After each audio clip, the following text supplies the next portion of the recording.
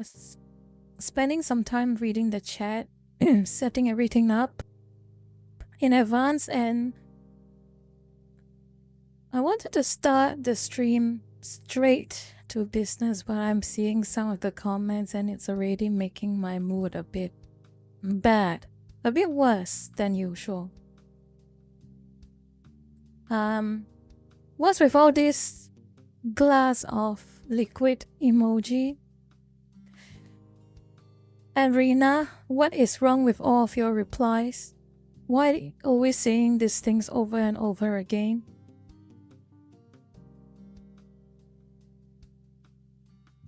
Any explanation? Any explanation at all?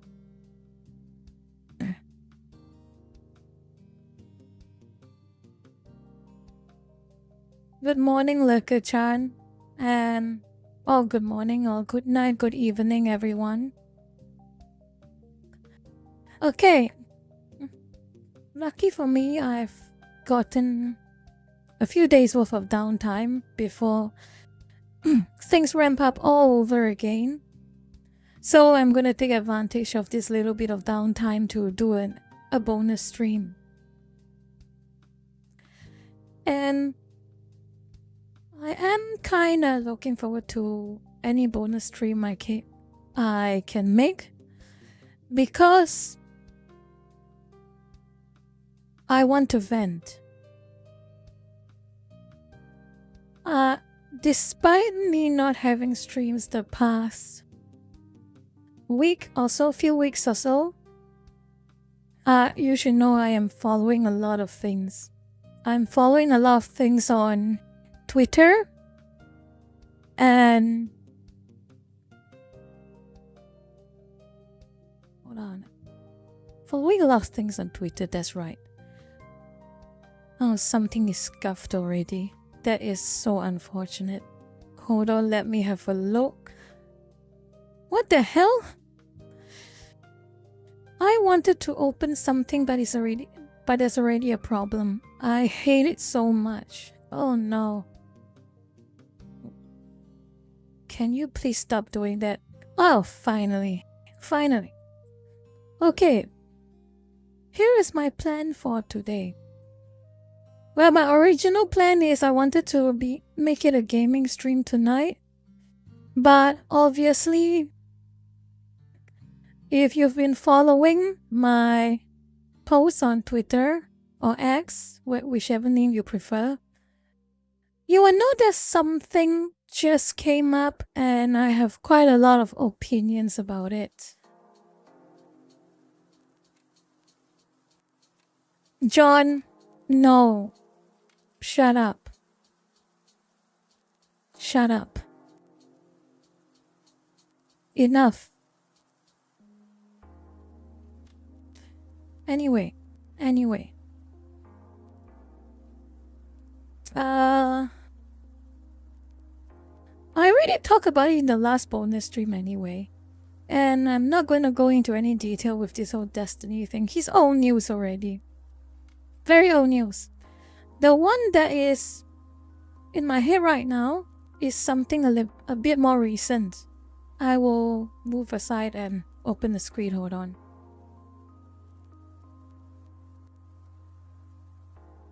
Oh yeah. Before I actually open the screen, do you have any idea what I'm going to be talking about? I'll just ask you straight to the point. That was the game. That was a topic I wanted to bring up only slightly, but no, this is an even bigger topic. This is an even bigger topic, and it just cropped up a few hours ago. Roly-poly, exactly. And for all of you, you already know, right? First Descendant and Stellar Blade. You already know about those games, right? I'm sure you do. I'm sure you do. Okay.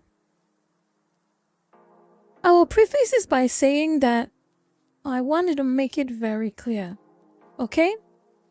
The people I am going to be talking about, I'm just going to be talking about their behavior, okay? Solely on their behavior. And I'm not going to talk about them personally, make judgment about them personally. And I hope and expect that the lurkers here, after you hear what I want to talk about, please do not direct any form of less than civil behavior to these individuals, okay? Can you promise me that? Can you assure me that? I won't proceed until you talk about it. Confirm it, okay? Okay? Okay?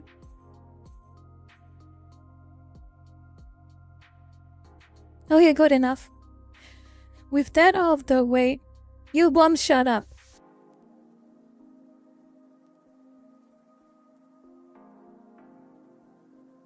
With that out of the way, I can cover this in properly, okay? Let me see. Y'all probably know about the first Descendant update, and you know that post that Pirate, what was his name? Pirate Nation has posted about the Stellar Blade update and some new skins on female characters. Well,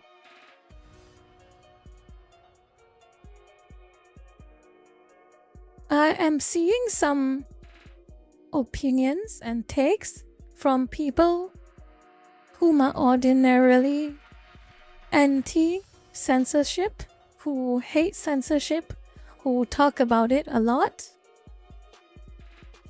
Post about the Pakjaw, as you know.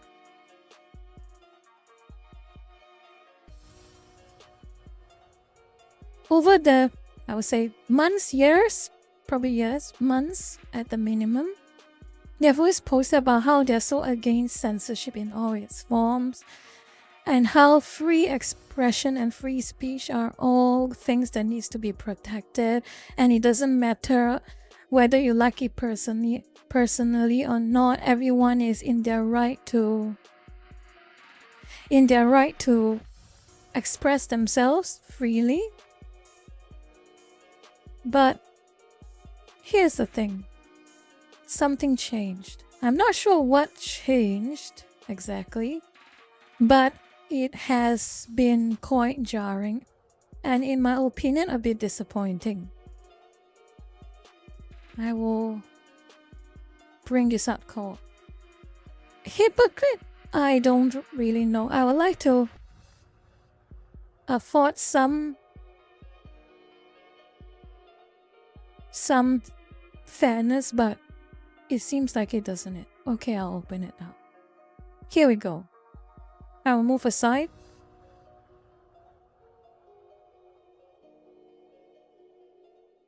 Okay.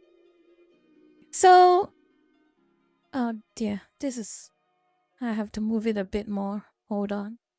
Because this is a webcon. Okay. I'll move it here so that the chat doesn't block anything.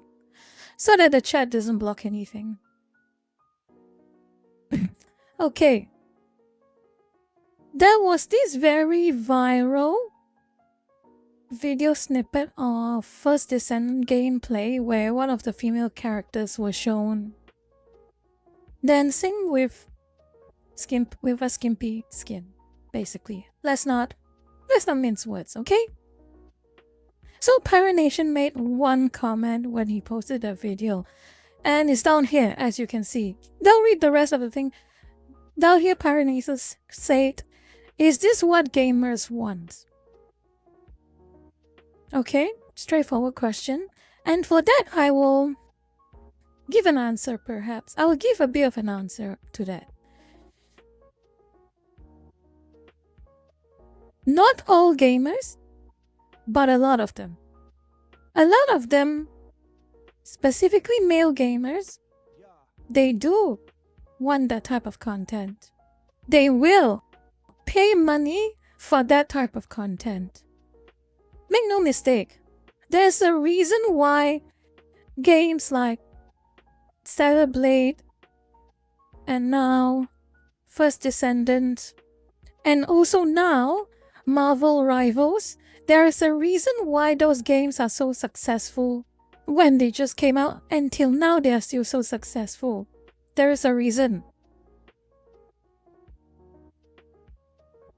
If a game caters to a specific audience, expect that audience to give money back to the game that caters to them. It is straight up, it's straightforward. It is very straightforward. Okay, so with that out of the way, I want to cover this surprising response to Pirate Nation from someone I heard of and have seen a few videos from, Dread Roberts, aka Sickly the Ninja. So this is what he say. And I'm going in a bit without too much knowledge into it, but I did give a cursory glance at their opinions, and later I'll show you another opinion from someone else. But pretty much I'm just reading this in real time and giving my own little thoughts about it. Because, let's not deny, a lot of people gave their thoughts about this topic. I'm gonna read it out. Any person with a modicum of decency would say no. According to you? According to you. This is not the future of gaming. This is not where the future of gaming should be headed. Dread Roberts, I think this second line, you're kind of missing the point here. But I will explain later on. If you by chance you are watching this, I will explain to you in my own opinion later on. We'll keep reading your take anyway. The constant promotion of half-naked women as the greener side of gaming is getting ridiculous. And I'm beginning to think that these people who say they want to save gaming don't actually want to save it. Okay? So many claim to care about morals and the future generations and not giving an inch of progress to devs to push woke ideology or whatever else, but then they'll turn around and tell young men and women to support titles that throw this stuff in your face. Okay, I will explain after I'm done. Most of what I've seen for months now from these accounts are butt cheeks and cleavage. Really? Some, for sure. All the time? Especially if you're talking about Pirate Nation? Really? Sure, off and on he does post that. But most of the time he's just posting about things in PC gaming. Specifically, talks about DRM, talks about game ownership, or just talks about general censorship in gaming. In my personal observation, this butt cheeks and cleavage posting that you claim these accounts are spamming all the time, they're like 1 in 10, realistically. If you want me to be a bit more generous, probably 2 in 10. So I don't know where this is coming from, Dread Roberts. Seriously, how is this making gaming better? All we are doing is pushing normies in the same direction but on a parallel track. People may argue we just want to push back on the ugly women agenda, just trying to make a point to the lefty weirdos. Okay, so where do we draw the line then? Because that doesn't appear to be one. What an odd comment to make, but I'll finish this off first. This is why I say that we need real adults with real ambitions, aspirations, and a mature outlook on the future to lead the charge in this industry. People people who have their priorities straight and their arousal in check. So this is how it is, huh? Okay. Basuku, thank you for the tip. It's been some time since I managed to catch. Yeah, I'm glad you joined. You managed to drop by. Miss your chats as well. I want to keep coming. I want to go to this point already. So I have read Dre Roberts' point. And here I'm going to cover it. The key points he brought up. Because his key points, well, in my opinion, are a bit flawed. The key point I want to bring up is his multiple paragraphs talking about, oh, anti-war games have to be half-naked women or supposed to be very provocative or something like that, evocative, whatever.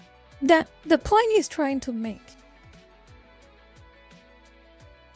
Here's, in my opinion, hi Laika, I'm gonna yap a bit, but I want to go to this point. So Dre Roberts, you made these points about how gaming for the anti-woke or the anti-Papjors approach to gaming is making everything, in your opinion, unnecessarily soft-core, maybe? Evocative, provocative, whatever. Unnecessarily, without this scientific, whatever. I think you're missing a key point here. You are missing a very important point here, Dre Roberts, and the point is things like Stellar Blade, things like First Descendant, and now Marvel Rivals, they are not the root. They are just symptoms. Again, it's a positive symptom, but I'll explain it better. And it is signs of something bigger than your rather short-sighted perception of this issue. And what that thing is that game developers have started to cater to their audience. That is the ultimate message that is being conveyed from games like Stellar Blade, from games like First Descendant. You may not like the fact that the character designs in those games are too risque for you, Dre Roberts, but don't misrepresent the bigger point that is happening right now. That point is that game developers, more of them are starting to realize that they need to appeal to an audience that is not entirely what they feel self-satisfaction in doing. It is not like the Papjor video games like Dustborn, Concord, or even Veilguard, where they make a game because it strokes their ego, where they make their game to push a specific message. Customer interests don't matter to them. So the point is, these games are Stellar Blade and First Descendant. The devs did not make those games with the intention of spreading a very specific form of risque content towards an unwilling audience. They are making the game that the audience they want to try and attract once in their game. You make no mistake about that. If the devs, if Nexon wanted to appeal, so it's obviously Nexon is trying to appeal to the male gamers, the primarily male gamers, the one of adult age or young adult age, and they appreciate female characters to look attractive, or in some cases even risque. It is well within the devs' right to do something like that. And it is completely right on the devs' part as a business for them to make a game that caters to this specific audience. And make no mistake, Dread Roberts, despite what you may think, male gamers make up a very large majority of gaming. They're the ones who give the most money. They're the ones who are more likely to be whales. Nexon knows that. Shift Up knows that.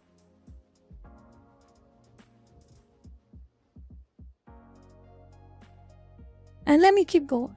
And that is the main point that you are misunderstanding. Okay? The reason so many social media accounts are praising games like First Descendant and Stellar Blade is not specifically because they are horny and they want only the physically attractive women in risque clothes and positions. That is not the point they are making when they praise these games. What they are praising about these games is that they have gone against the orthodoxy of current mainstream video game dev industry. They are drawing a line. They are separating themselves from what most primarily Western AAA game devs are doing, which is making a game to push a message, making a game that caters to no one except for a mythical modern audience. They are making a game that gamers want to play. You have to remember that point. And it just so happens a lot of gamers are hot-blooded males. Again, you have to recognize that point. So, Dread Roberts, you are attacking the symptom. You are not attacking the point. And I'm pretty sure if you actually understood the point and found out the actual point of this, I don't think you have any real criticism towards it. Because at the end of the day, the point is game devs make the games they want, or game devs make the game they know that will sell and be popular amongst the audience.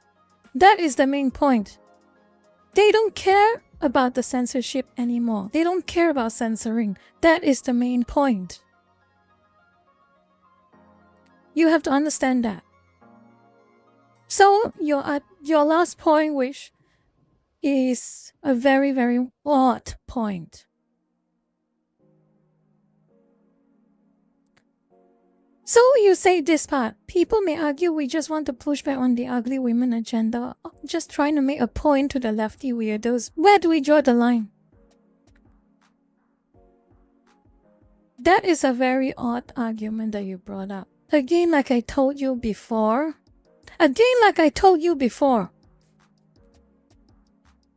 You don't need to draw a line because the market will draw that line for everyone. If games like Stellar Blade and First Descendant are not successful creating this type of content, then the devs will stop and they will change course. But the fact is, it is popular. It is generating money. So you are making a point that doesn't have to be made. Where do we draw the line? The line is the market. The market, again, the market will draw that line for you. Success and failure will draw that line for you. Okay? Now your next line.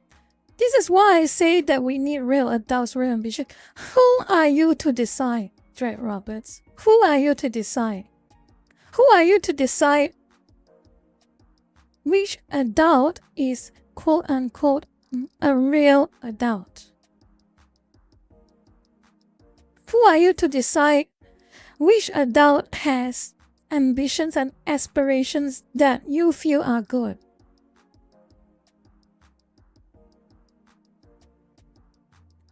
This sounds to me like, you know what it sounds like? It sounds like irony. I'm gonna finish this last line, okay? People who have their priorities straight and their arousal in check. Okay, you know what this sounds like to me? This sounds like irony. And this sounds like horseshoe theory in the making. In direct demonstration, this is a horseshoe theory in active demonstration. You forget for a moment that it is Dred Roberts who said these last few lines, okay? You forget for a moment that it was Dred Roberts who said it. Let's say it was Elisa Mercante. Let's say it was... who else? Mighty Keith. Let's say it was one of those Pak Chor devs who say that. That sounds exactly like them. That sounds exactly like what a Pak Chor would say. What you are doing is very, very no difference from what they would do. You see a specific large audience. You see a very specific large audience who like a very specific form of game. So in this case, First Descendant and Stellar Blade fans. And then you and the devs, and you're also bringing the devs in with them. You are putting the customers and the devs who cater to those customers all into this little basket and call them not real adults and call them not having ambitions and aspirations and call them not visionary enough, and they are too aroused to think properly. That is the message you are conveying, Dred Roberts. And that sounds exactly like what a Pak Chor would say. I'm sorry, it is what it is. Oh, Small and Strong is here? Small and Strong is here. Where are you? Oh, hey, there you are, Small and Strong. I hope you are having a good day. I hope you're having a good day. This whole drama, Small and Strong, just came to me in a matter of a few hours, and I can't help it but cover it, actually. I want to cover a few other topics, but it looks like this is going to last quite long. So I'm just going to keep talking about this because I have a lot of opinions about this, as you might know. Okay. So with that out of the way, Dred Roberts, with all due respect, I am not insulting you. I am not targeting you. But again, with all due respect, I feel like your take here is very bad. Your take here is very hypocritical. You might not have intended it to be that hypocritical, but I'm telling you right now, it is, in my opinion. But unfortunately, more things are happening. So his post about this, his tweet about this, attacking Stellar Blade and First Descendant fans. A lot of his associates, well, people I know, people he knows, and people we mutually follow, they didn't really like what he says. For, as I explained before, for the reasons I have outlined. Okay. Smash JT basically expressed the point that I made. Smash JT is expressing the point that I made. And the fact that his comments there reek of irony. Because he has always talked about being anti-censorship, he wants free expression, he wants free speech and all of that. But here he is The moment he sees a content he does not specifically like, he low-key expresses his desire for such content to be removed or minimized. He can rebuke it, and I will address it when he has a proper rebuttal, but so far he does not really have one. I'll keep going. Smash JT say, when you are becoming exactly what you are fighting against, you are no better than those you are trying to stop. That is exactly true. That is exactly true. This is partially the reason why I can't help but bring this up in stream today. I have a lot of trouble stomaching two-faced behavior. That is something that I have trouble accepting. And what was his response to that? Let me see if I can find it. Okay. I wanted to be a little more nice to him, to be fair to Dread Roberts. I want to be a bit more nice to him because his past content that I got a chance to watch have been largely fine and were sane and very make sense. But he made this reply to Smash JT that really rubbed me the wrong way. So remember this Smash JT comment: when you're becoming exactly what you're fighting against, you are not as good as the ones you are trying to stop. Okay, that was his response to this. Smash, who is apparently a married man with children of his own, seems to think that another married man with children of his own, setting boundaries and having morals and values, is becoming exactly what you're fighting against. Hilarious. I've been fighting against DEI relentlessly and was one of the very first people to defend him when Mercante was going after his wife. Oh well, lesson learned, I guess. Incredible how my call for not taking things too extreme to own the other side has shaken people to the core so hard that their brains have snapped in two. It's hard to believe, really. Okay, Jack Roberts, if you are watching this, I doubt you are, but if you are watching this, my question to you is simple. What's your point? What's your point in the first 2 paragraphs of your outburst to Smash JT? You're making what? Personal attacks against Smash JT? Making some personal outbursts against his family, his children? What is your point exactly?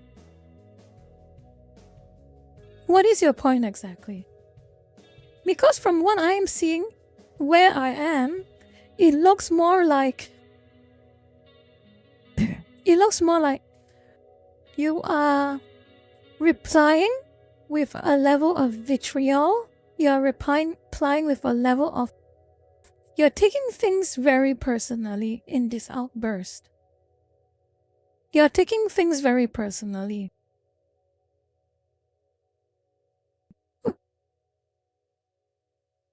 And here's the thing. There is the part on lesson learned, I guess. Here's the thing I want to make it very clear to you. Lesson learned, I guess. What is this lesson learned? That you should not have stuck up for Smash JT and his wife? Because right now, he dares have the gall to criticize you on a point that you have made? Is that it? He didn't even insult you, Dread Roberts. He didn't even insult you. He just said you are behaving exactly like them. You are behaving in a hypocritical manner and you should stop. That was his entire point. But you reply with such anger, with such hostility. And what? So now you regret protecting him? Is that what you're trying to say? There's a phrase again in Cantonese. There's a phrase in Chinese that our cultures tend to talk about, okay? There is a specific phrase. Yat yong wan yat yong. So the thing is, what it means, yat yong wan yat yong, means specific issues are addressed specifically. One problem is one problem, the other problem is the other problem. You were right to stick up for Smash JT when Elisa Marcante targeted his wife. And he's still right to do so. But just because you did that does not mean that Smash JT is obligated to agree with your point. And if he disagrees with his point, he is not with your point. It does not mean he is obligated to keep quiet about it. That is different. Yet yon wan yet yong.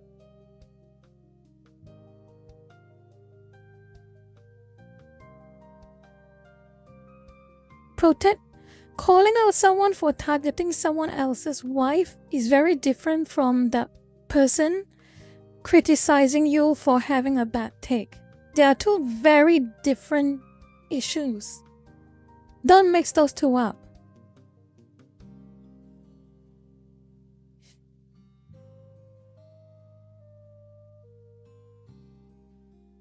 And now let's keep going.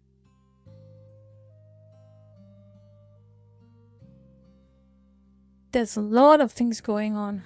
I think I'm going to pause a bit actually. A bit out of breath. I'll just read the comments. I think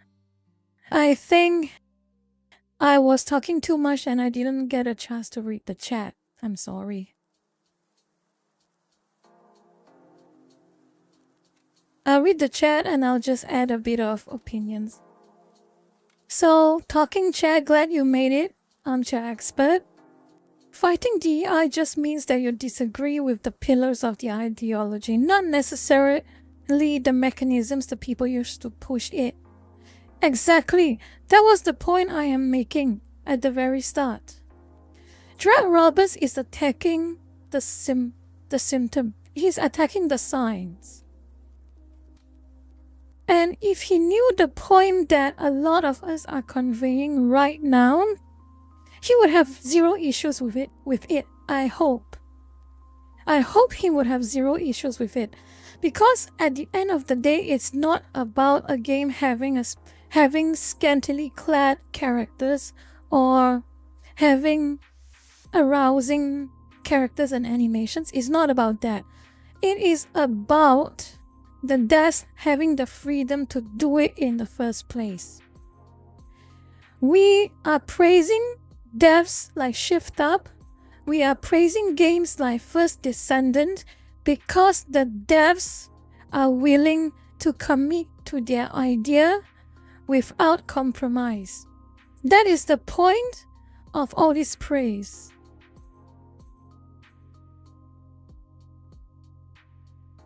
That is the point of all this praise. You have to understand that. Anyway, let's keep going. I'll just keep reading. Anything else want to bring up?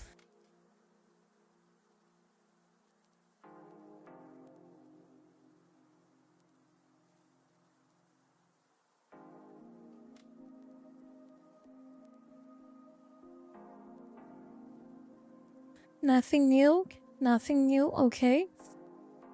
And I want to say something extra, okay? Just because I say this, that doesn't mean you forfeit the right to not like things you do not like and to express opinions saying you do not like things you do not like. It becomes a problem when, as a result of not liking something specifically you do not like, you are pushing for it to be censored, or you're pushing for it to be changed, or you're pushing for culture to reject it. That is a whole different story. This is why I will be fair.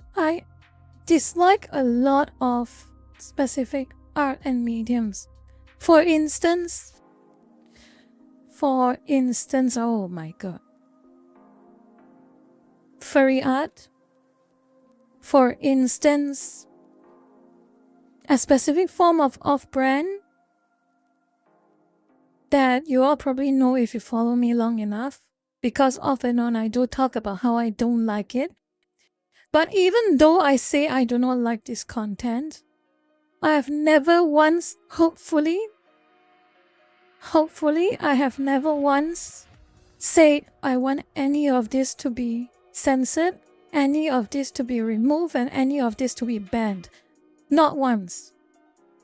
If it's drawn, if it's completely fictional, if it is legal, if it harms no one, I have no reason to ask for them to be banned.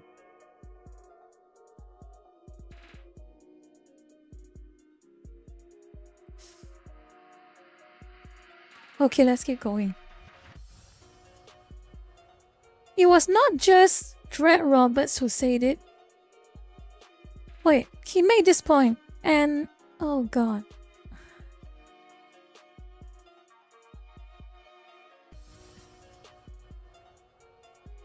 Dread Roberts, why are you saying things like this?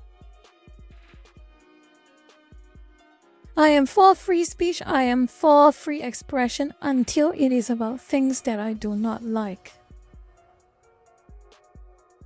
No one is going, well, not me at least, I'm not going to attack you on your faith or what you believe in.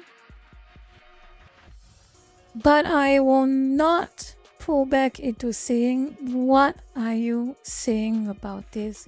What? You have the absolute freedom to not like this type of content. Of course you do. You have the 100% right to do so. But your last point, your second sentence, and your last sentence, how are you different from a backjaw? How are you different? You want it banned. You want society to outright reject and get rid of it. How does that make you any different from a backjaw? How does that make your claim that you are for free speech and for free expression worth respecting? How can people take your views seriously after all this outburst that you have made?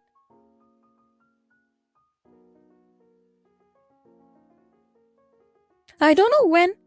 I only saw this screen cap, and I will offer some fairness to you. I may not know the context of what was the context you say this, but I strongly suggest that if you are still an advocate for free expression and free speech, that you publicly address this specific tweet that you made. Because the audience that you have garnered that follow you based on these principles, they will not like what you have said. They already don't.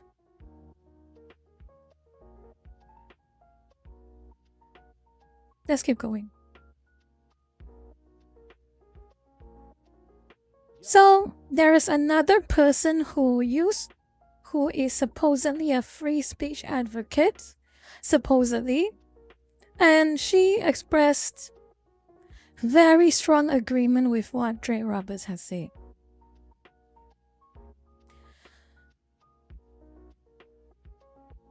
She's just reiterating the point that they're making, and again,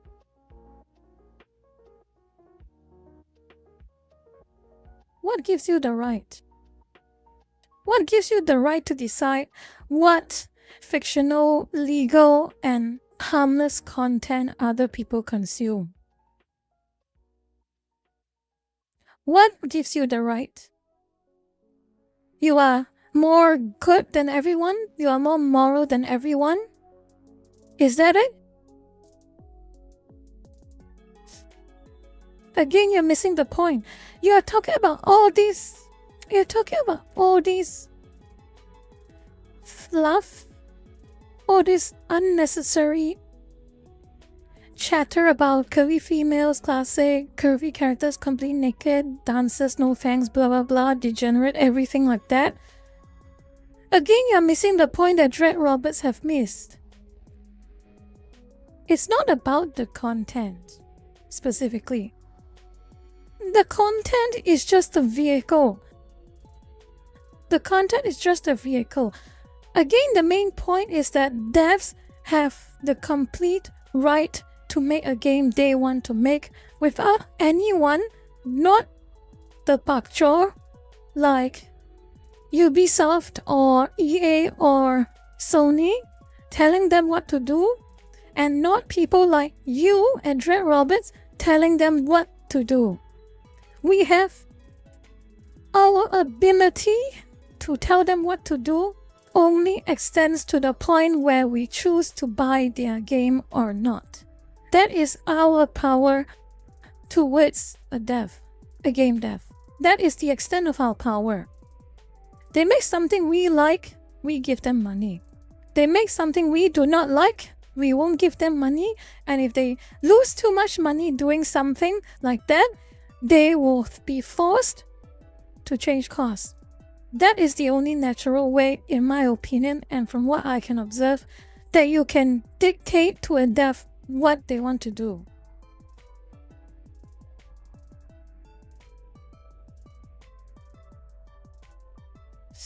So, Melanie Mac and Dread Roberts,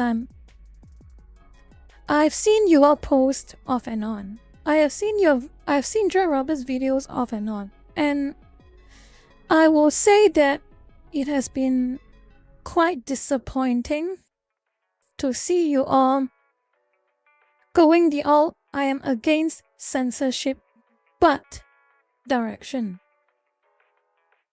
I normally expect a bakchor to do this, but my mistake.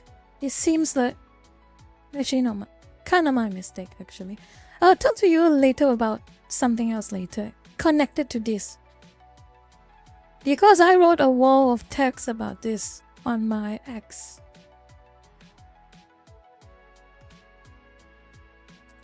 Last one. Last one. So, Mama Oko.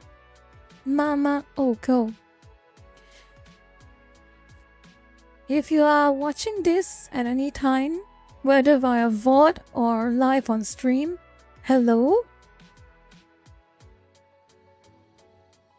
But again, it is very natural for Mama Oko, because I believe the same thing too in this regard, that if you're anti-censorship, the last thing you should be doing is to call for something to be minimized or restricted. So Mama Oko made this point. I will nothing to say other than I'll take. I thought you were on the side of anti-censorship. Straight to the point. Straight question to the point.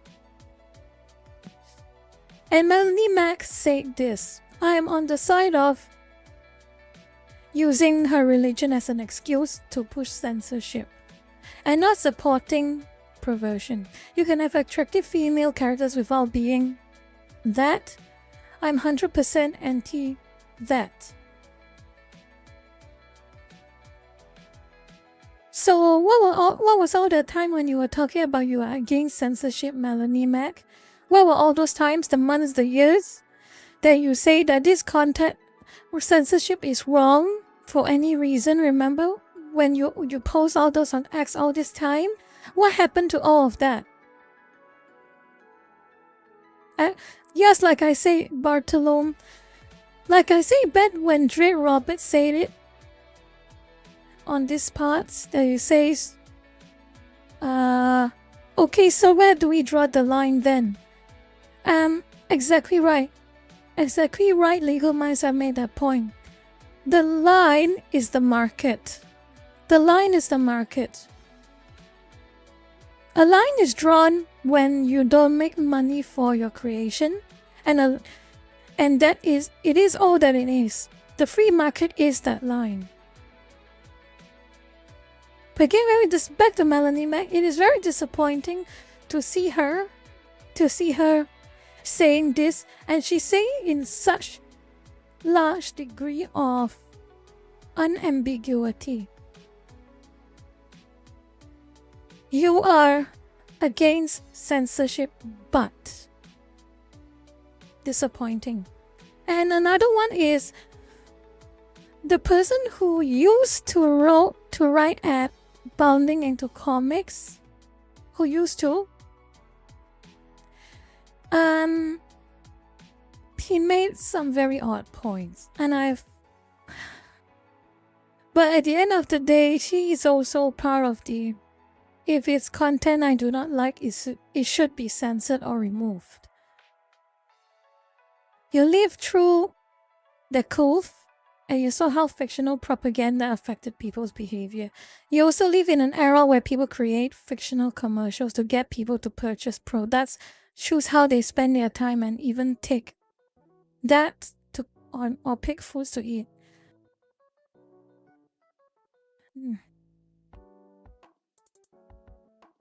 What is this? What is this JF trend?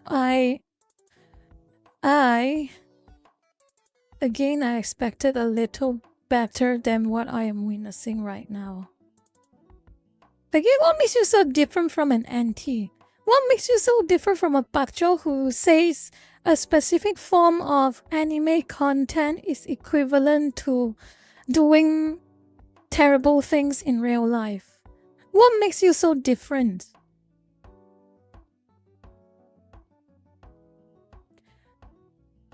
Oh no, oh no. Okay. Sorry. Okay.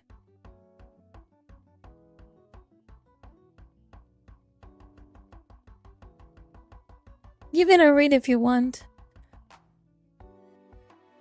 Malcolm, the unfortunate reality is the two biggest, what was once perceived as fallacies, they're not fallacies anymore. Even worse, they are rules of reality. The first one is horseshoe theory, for sure. People always say that it is a fallacy. There is no way it exists. Well, now you're seeing it in real time, how it can manifest. And the second one is slippery slopes. Again, people used to say it's a fallacy. People used to call it the slippery slope fallacy. Well, now it's just slippery slope. Because it is. And I want to relate this back to a comment I received, if I can find it. Let me check. I'll relate this back to a comment I received when I made this post. If I can find it.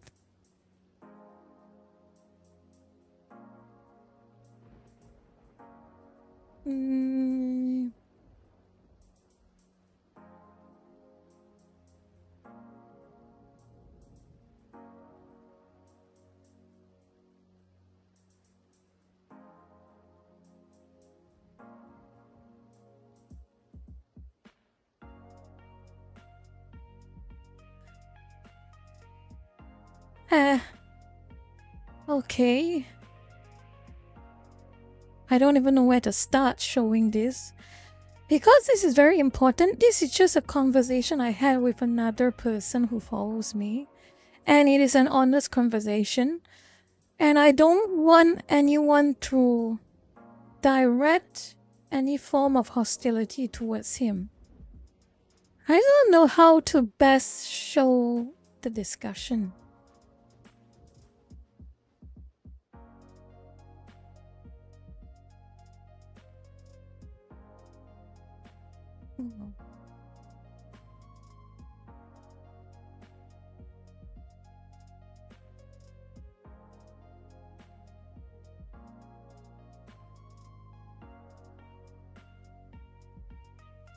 How do I show this? Let me check. I'll just talk about it, okay? I'll just talk about it. So someone replied to me. When I talk about the whole Melanie Mac situation, someone replied to me accusing me of bullying. This is what he said, okay? This is what he said. So, you wanting to bully her is the answer? Same with how the left bullies others. I consider what you guys are doing more problematic than a Christian chick stating her opinion. So what should we do now? Censor her free speech? Dox her? Excuse me. Excuse me. Am I not allowed to talk back to her contradictory behavior? And so, where did you get that I wanted to bully her? Where did I say that? Why did I even insinuate that? Why? The fact that I'm criticizing her behavior is bullying? Is that what you're trying to say?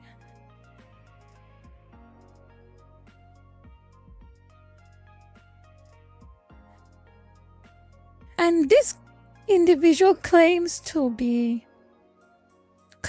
play Stellar Blade, claims to play First Descendant.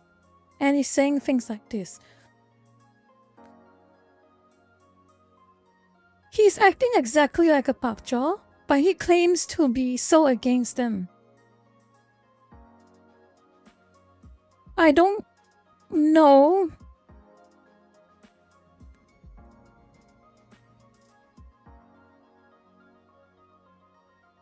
I don't know what made you want to misrepresent what I said. My tweet's up there. My tweet is right here. I'll just show you my tweet on that topic. You'll probably read it, but why not just see it again, I guess.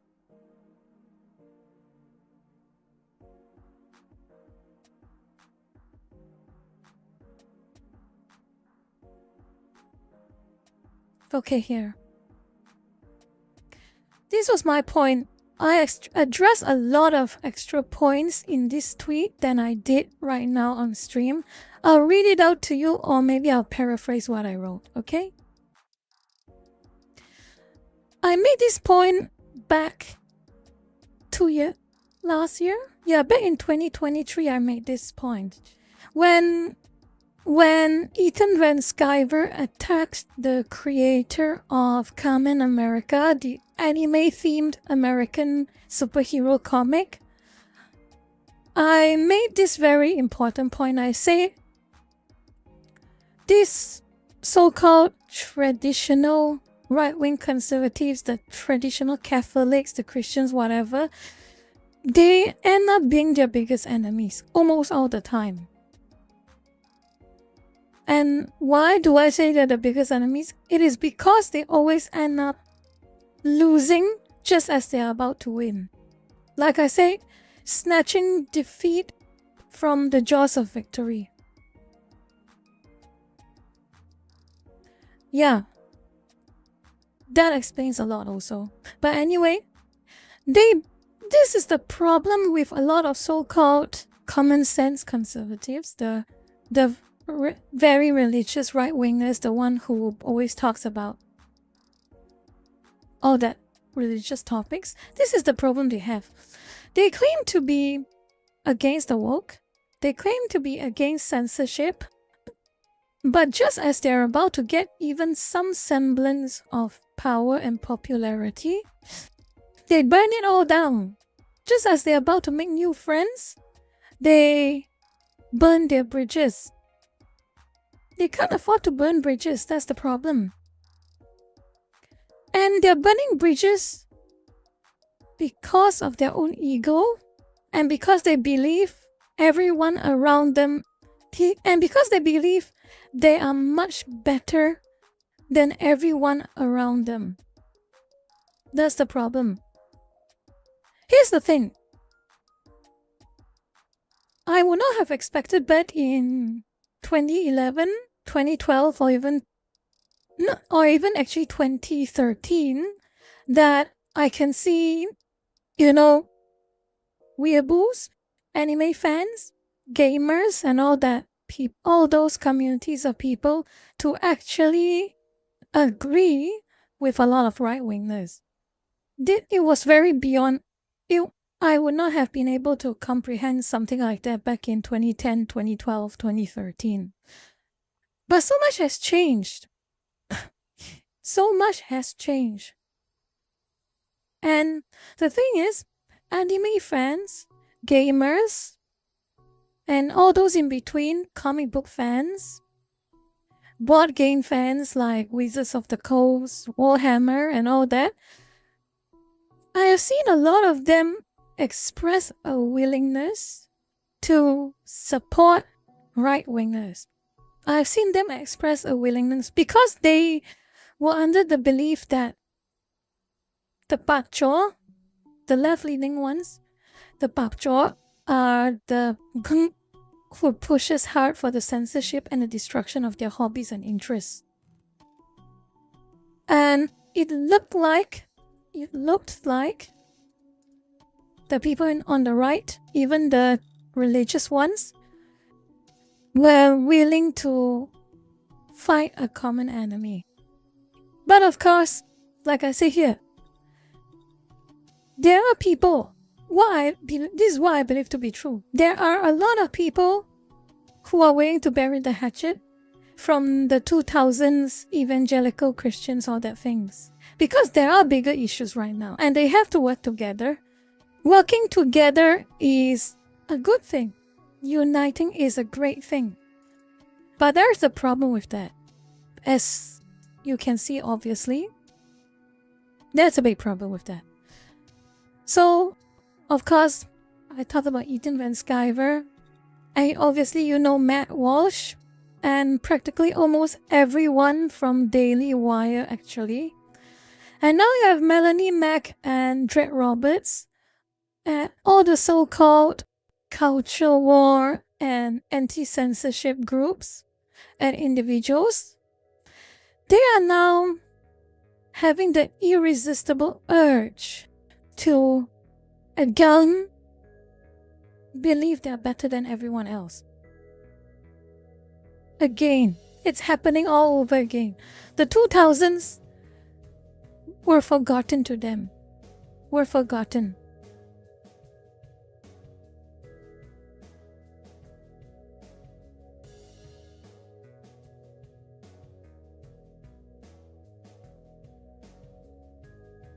It's all forgotten.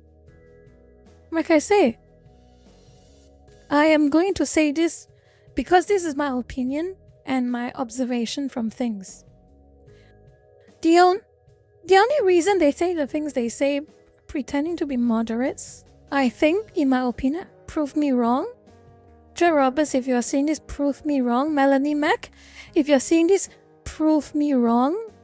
But what I believe right now is that you do your lip service, you act like a moderate, say you don't like the certain things, but you are against censorship, you are for free expression and all of that. But the moment you get your cultural relevance, you get your power back, I think you're gonna do the same things as the pak chor are doing right now.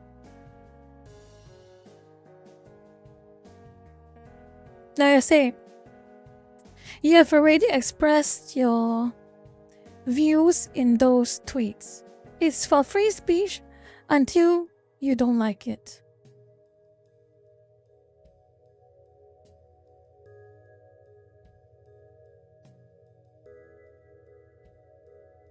It's for free speech until you don't like it. And it's unfortunate. The game proved me wrong.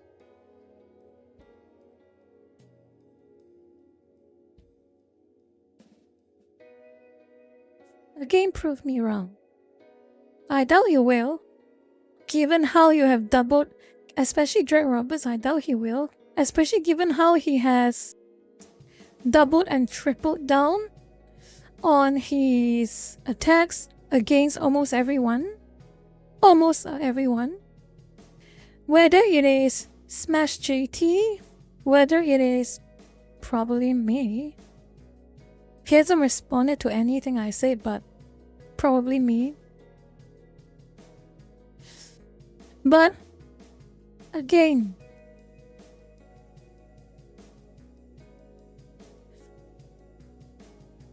why do y'all do this? Why do y'all do this? You've seen how it happens.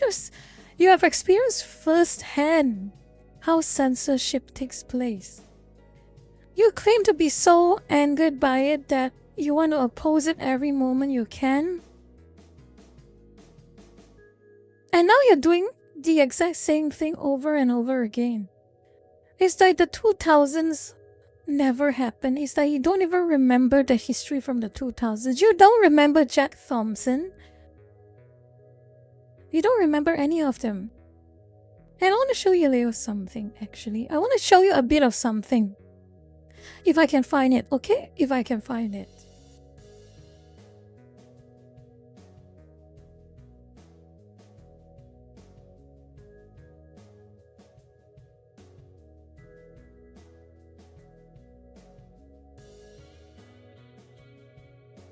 I think I found it.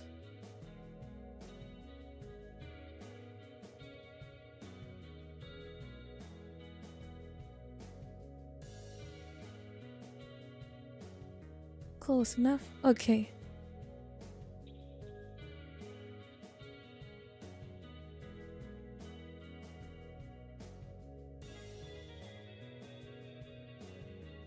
This is for Dread Roberts, okay? This is for Dread Roberts specifically. Actually, Melanie Mac also. This is for both of. This is for all of the people who believe the same, similar things as both of them, okay? I will show it as much as I can. I'll show it as much as I can, but it is very, very... The fact that they are trying to say that this is not real gaming, I find it to be hilarious. That, as Trent Roberts say here, let me see. I'll reread that part. Sorry if I'm being a bit long-winded here, but this is really bothering me a lot. So here, this is why we need real adults with real ambitions, blah blah blah, to lead the charge in this industry. Oh, Kim, what charge in this industry are you talking about? And Dread Roberts, I want to be very serious with you for a moment.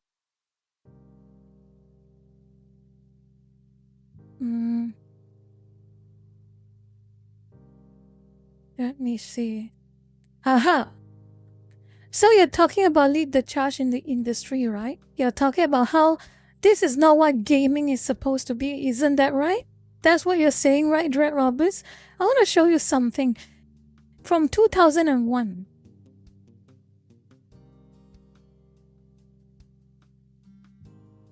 This is video game marketing from 2001. Okay? This is video game marketing from 2001. Duke Nukem Lara Croft, one of the most popular video game magazines in 2001. Sold a lot of copies, this magazine specifically. And you know why? Because this, like it or not, video gaming, the moment there was sufficient technology for it, there will always be attractive male characters and attractive female characters. And sometimes they do things that can be seen as suggestive. This is from 2001. So what charge are you talking about exactly, Dread Roberts? What charge? You want to change video games again? You want to change it again? For me, I would rather if games go back to what they were, not go to a completely different religious or ultra prudish direction.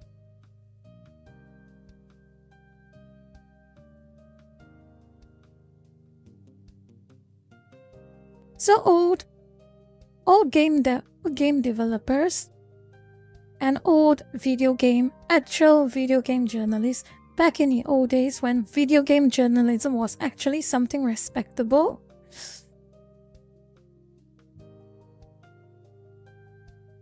they did these things. They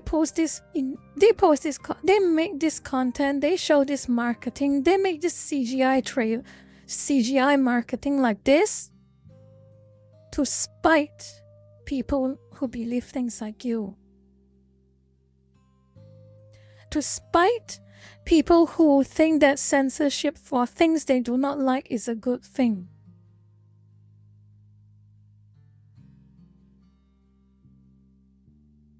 So spare me.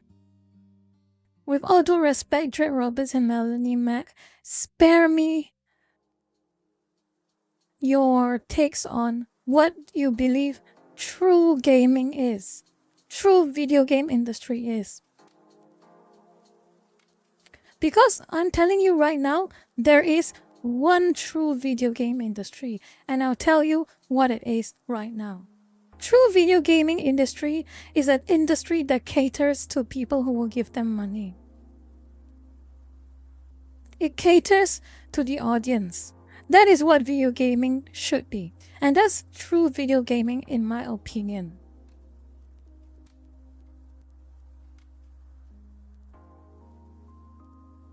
That is the only true video games that should exist.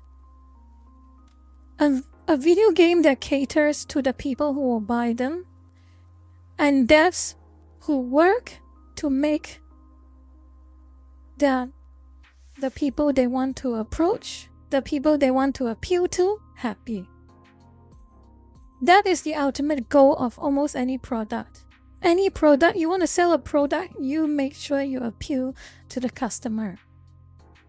Same thing with VTubers, same thing with anime, same thing with comics and cartoons.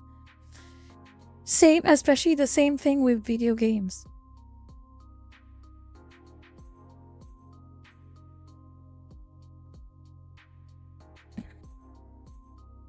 And it's funny you mentioned that neutral 000. It's very interesting that you mentioned that specific type of content, which I won't say on YouTube, but that specific type of content. I used to be quite short-sighted on that regard as well. I used to be quite short-sighted on that regard and have expressed certain things that have been a bit too harsh, but a lot of my lurkers have explained to me, some harshly, some more gentler than others, but all of them are correct, and I understand their point. And I was very wrong to express them in such a way back then. But like I say, on that thing about, what was this? Where is that comment? Neutral Zero's comment? On Neutral Zero's comment, again, it goes back to that point I'm making. Again, it goes back to that point I am making with what Drake Roberts said about provocative video game characters. It is a vehicle. It is not the point in itself. Like the commenter said, like Neutral Zero said, it is a litmus test of how dedicated you are to the idea of there should be no censorship for content that is legal, that is harmless. You can have your views on how personally disgusted or abhorred you are by specific content, but at the end of the day, that is just your opinion on a specific form of content. You are free to hold on to it, but to deprive it of others, all because you do not like it, that's when it becomes a problem.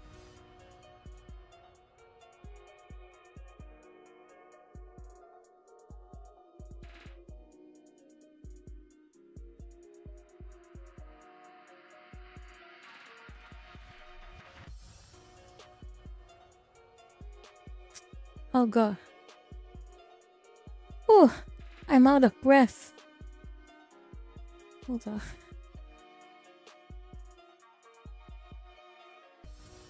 Oh boy. I yapped too much, now I'm exhausted. What Shatman did was very, very bad, actually. He took things far too far.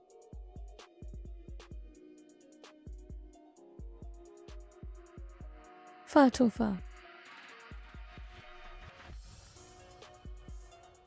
And I'm not going to tell about what he did, but I'm sure a lot of you already know what he did. So I'm just... Oh boy. Ayane, don't stop. That is not the worst thing he has done, okay? Far from the worst thing that people found out he has done.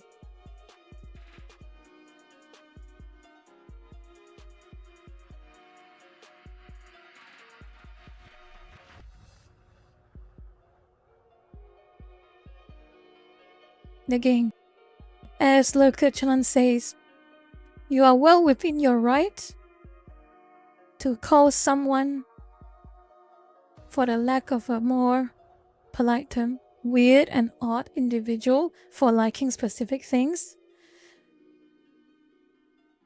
But if it harms no one and it is fictional and it is illustrated or what have you and completely legal, it is not your place to decide whether it should be banned or not.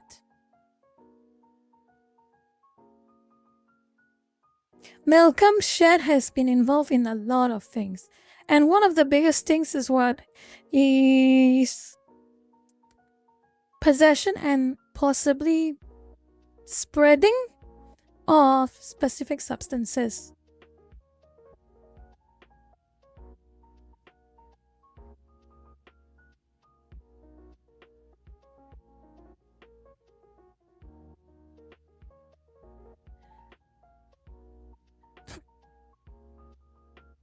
Okay, enough about Shedd.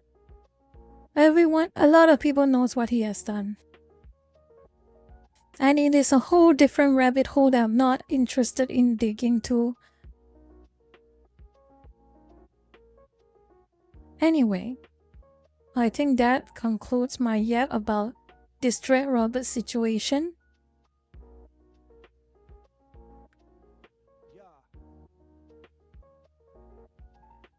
Oh, yeah.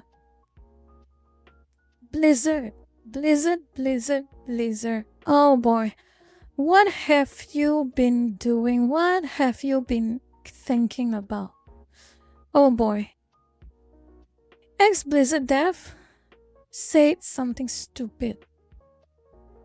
He says something very, very, very stupid.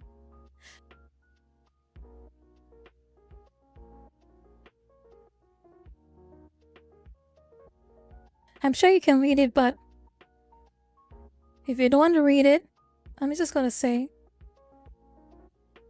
this ex-Blizzard dev accused Marvel rivals NetEase of plagiarism. Well, implied that they lack originality and they basically, for lack of a better term, steal concepts. And oh my goodness, the more I think about it, the more dumber it gets. He's trying to say that Black Widow is a ripoff of Widowmaker. And one of the examples he gives is because of the name. Excuse me. Ex-Blizzard dev. Excuse me. Black Widow is a ripoff of Widowmaker. How did you just say that?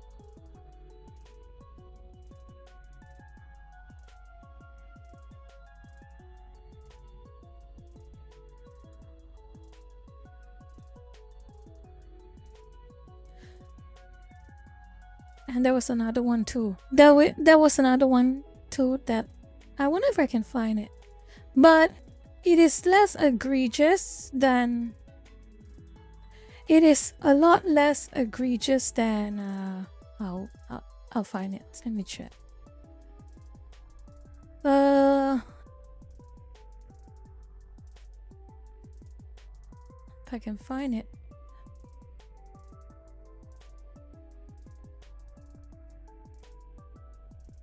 You can't be serious. You cannot be serious. Elon, why did you change the search function to be so convoluted now? I do not understand.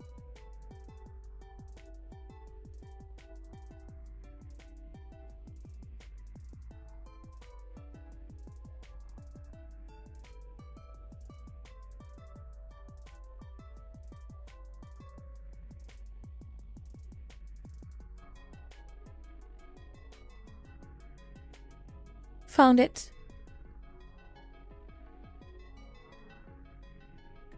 Oh boy. This one. This tweet was made by Rod Ferguson, the one who manages Diablo, if I recall correctly.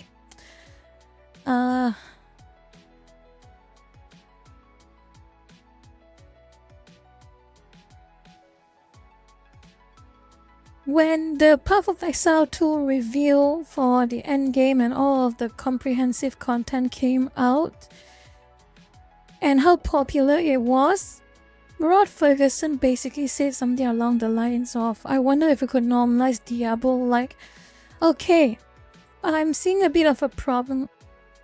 You know what I think I'm seeing, in my opinion? Is that envy? I am seeing quite a bit of envy coming from Rod Ferguson. He knows that Path of Exile 2 at that point in time was going to be a heavy hitter. And it's going to be everything that Diablo 4 could not be. It was everything that Diablo 3 and 4 could not be. And if you're self-conscious about that, maybe, in my opinion, which is why he tried to make it look like this is my interpretation, okay? He tried to say that Path of Exile 2 is trying to imply that Path of Exile 2 is either A, ripping off Diablo, which is at this point Path of Exile 2 is a completely different beast altogether. Even the first game is a completely different beast altogether. Or 2, that it is not a true Diablo-like experience. One or the other.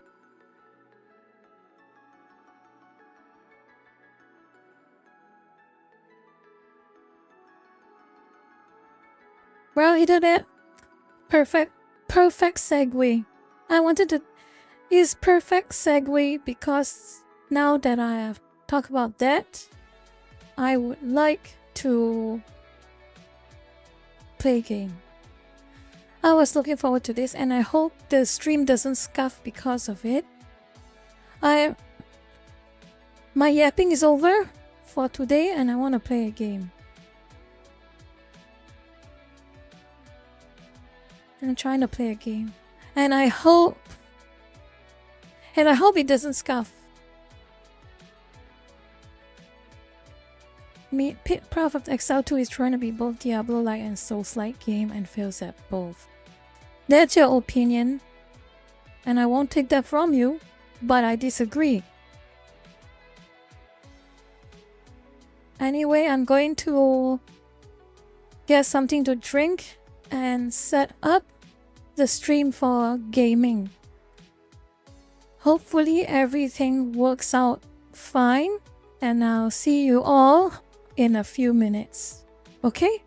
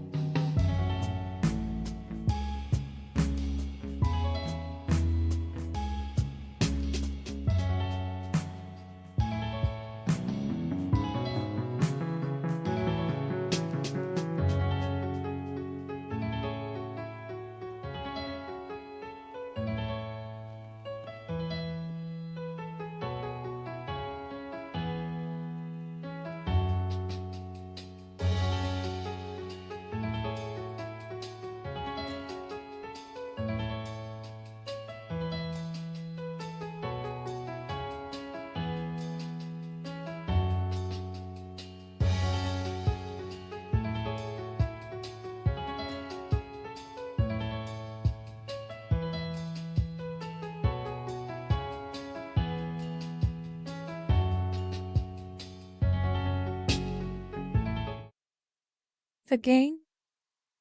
You are doing this again when I'm away? You are doing this again when I am away? Every time. Every time.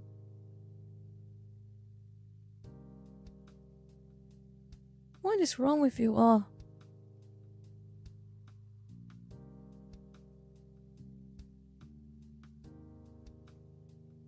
I am always disappointed. I am always disappointed.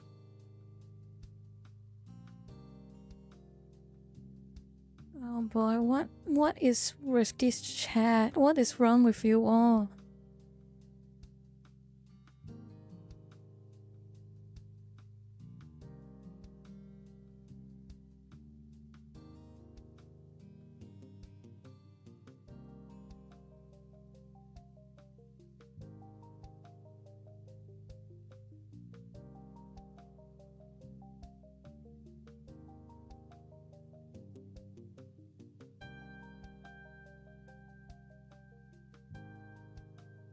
You know what? Fine. Fine. I don't care right now. I want to play my game.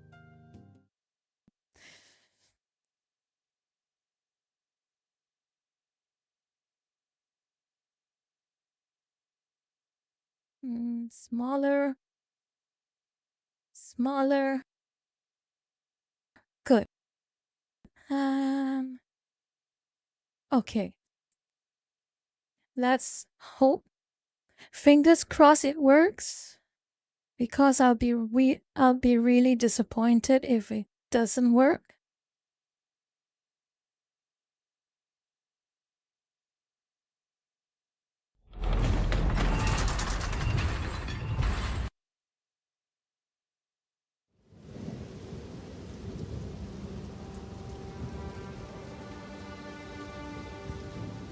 Please work, please work, please work. Okay. Now I have to... Is it working?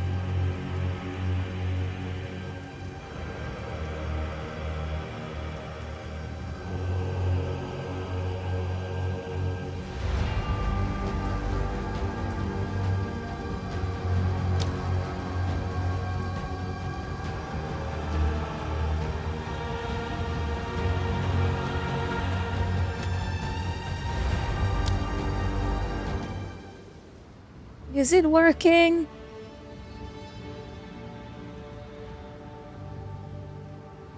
You cannot be...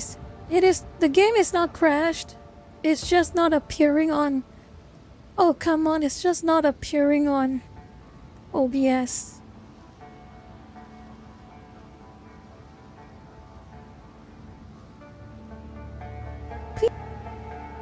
Please don't do this to me. Did it appear now? Did it appear now?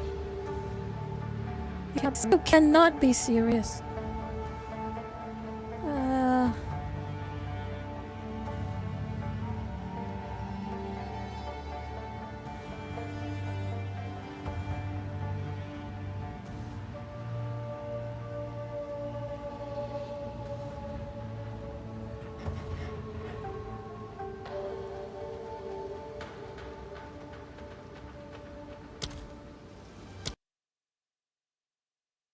I knew something like this would happen. Hold on, let me just fix it.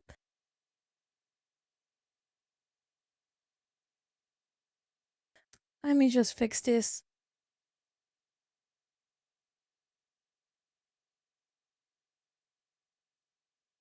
That is ridiculous. Absolutely ridiculous. I hate this so much. I hate this so much.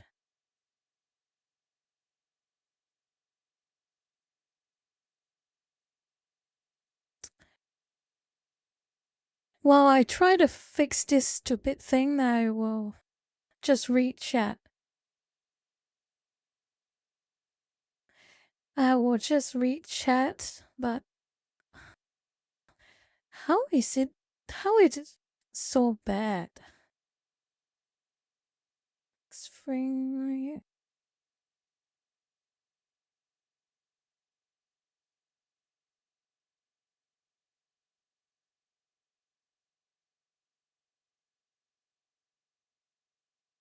They always seem to have.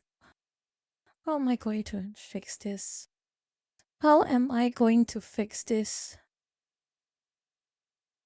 Why do you make it so hard for me?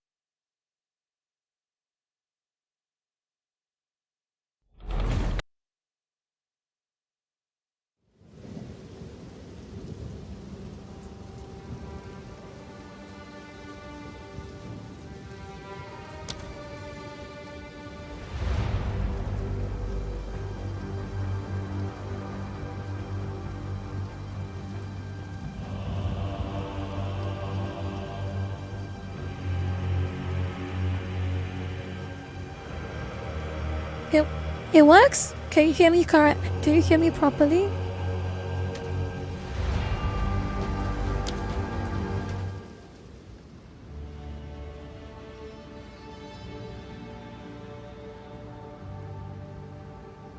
I have been playing this a lot, and I mean a lot, for the past 2 days. Control, the early access is... It is...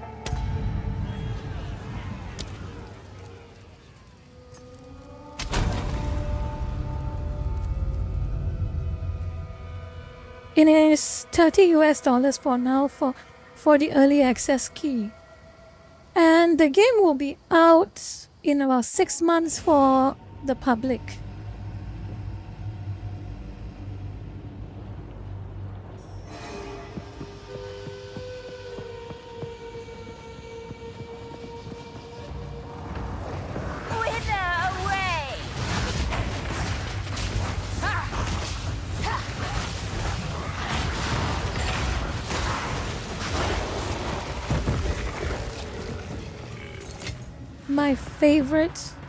My favorite role.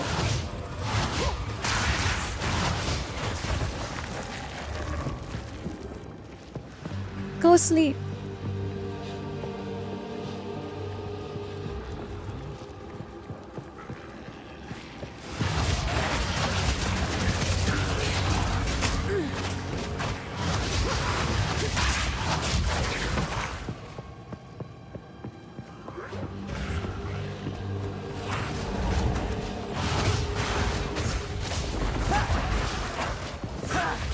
I was not expecting that.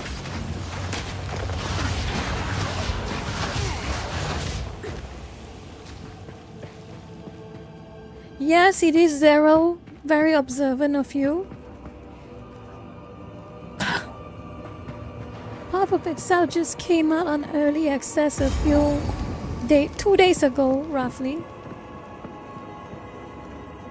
I've been having a great time, but obviously this game is not for everyone, obviously. Oh, skill jump.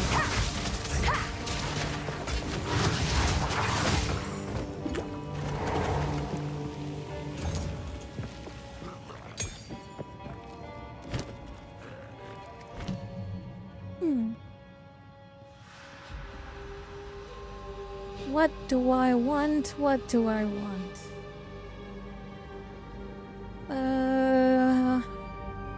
What do I want to upgrade?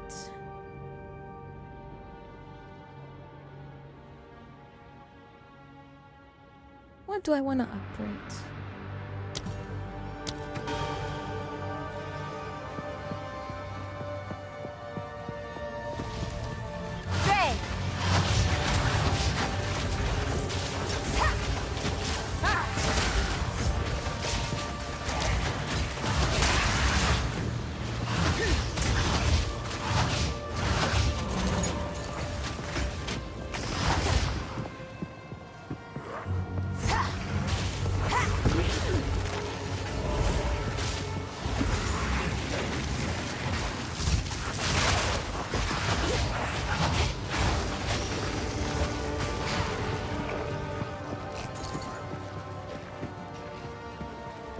Shut up, Kimmer.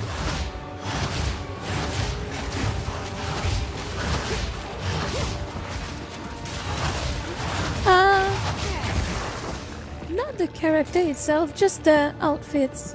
But wait. What, mini boss? Okay, that's fine.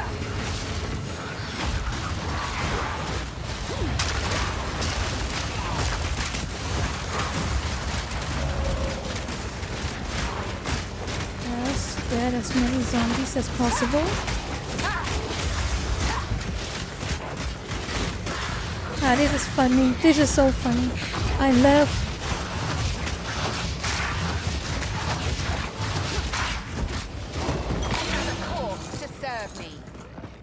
Who exalted all?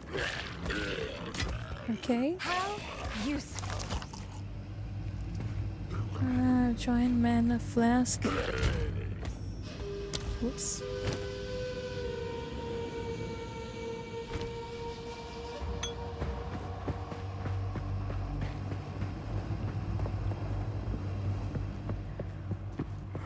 No, I haven't tried last epoch yet.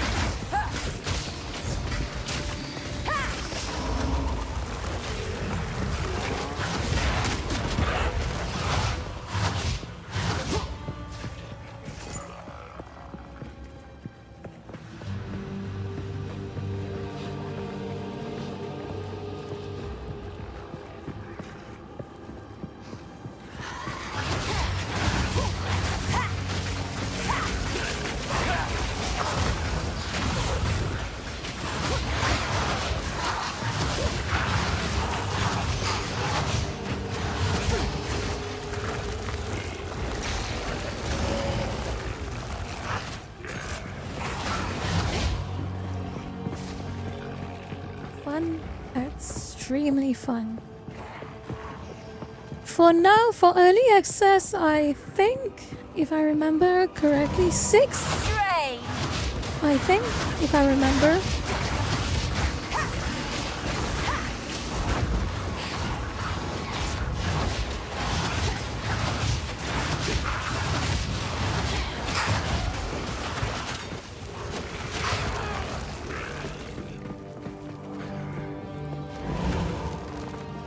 This place is a bloody maze.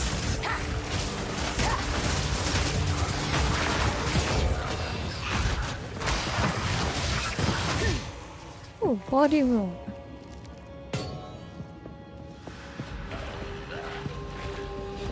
Nothing here.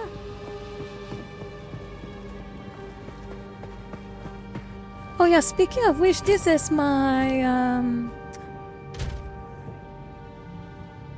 my current setup. Probably very unoptimized, unfortunately.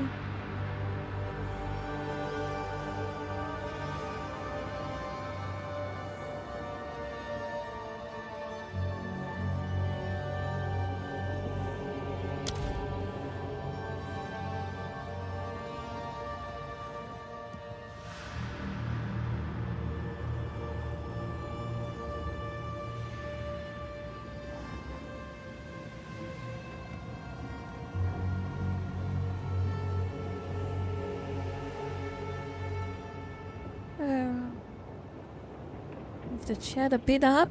I'll move it a bit higher. Okay, it's easier to see now. I am a very Wither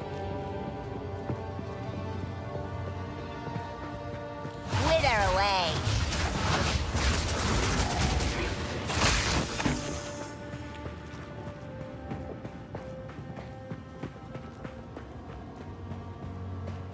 nothing here. The thing about Path of Exile is that you really have to look at everything, because there's always something interesting somewhere.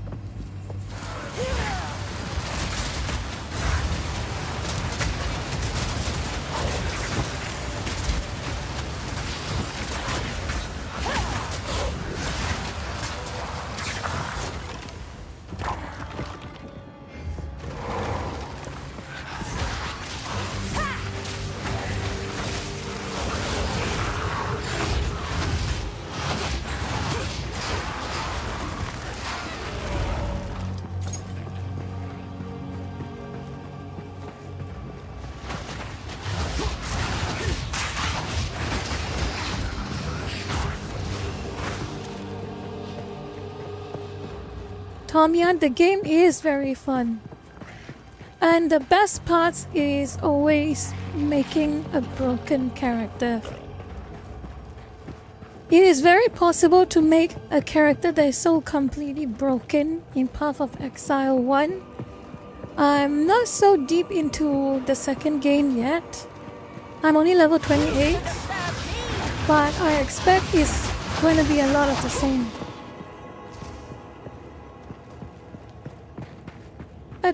A GTX 1070 seems to be able to run this game at 60 FPS, everything on medium. So there's that.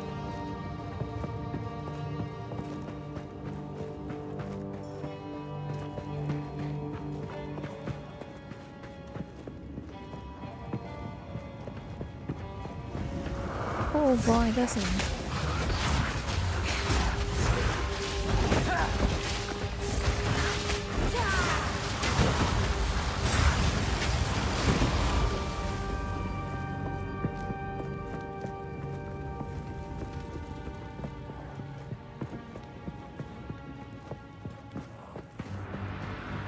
Guy named Ash, the game will be expected to leave early access in about 6 months.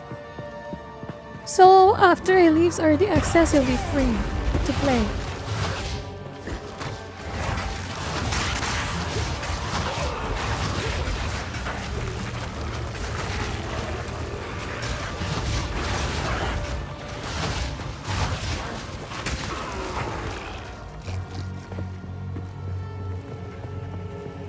I love minion builds. I love minion builds. Well, Adam, spoiler alert, this game is not running in Unreal Engine 5, so there's your answer right there. The devs of this game use their own in-house engine. Already there is a big plus.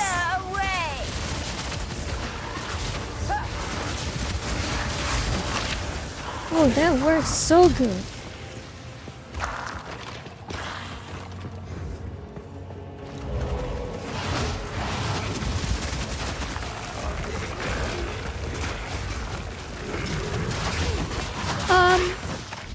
Okay, I'll pause a bit.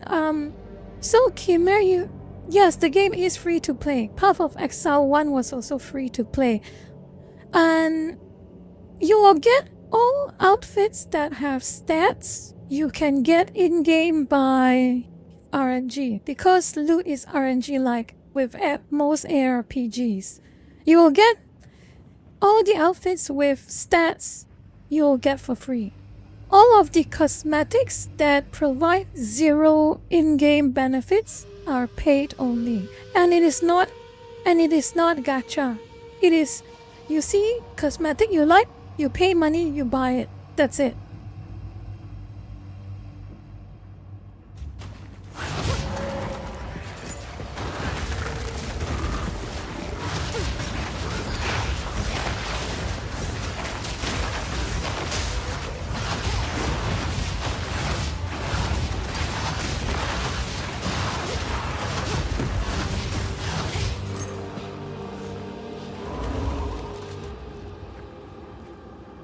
Nope, nothing useful. Oh, what's over here actually? I want to see.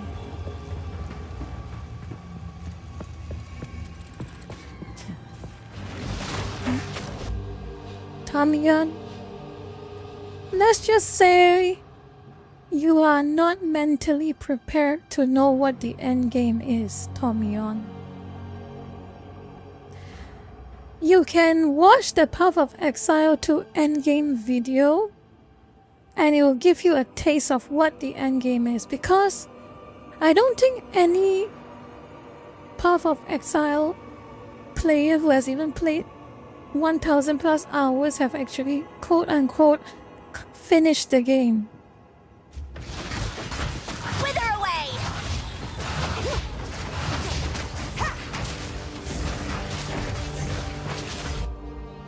Ian Frederick. Two things, Ian Frederick. On one hand, unlike Path of Exile 1, the mechanics in this game are a little bit more streamlined, and some things are a little simpler to do. But on the flip side, the game is a lot harder in the sense that enemies have varied patterns and it can get very skill based at times. Especially when it comes to dodging enemy attacks. You'll find out soon enough, I think.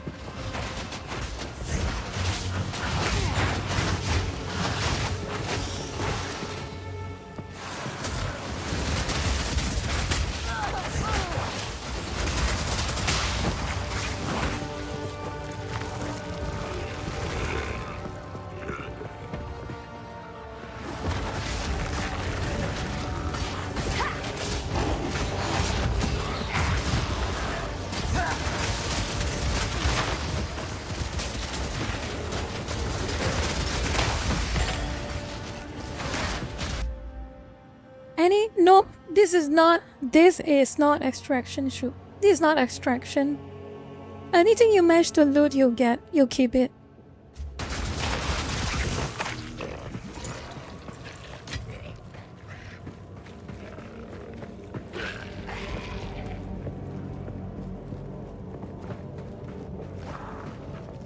Nothing here.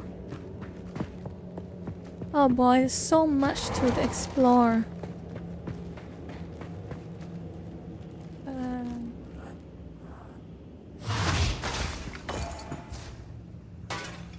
Nothing.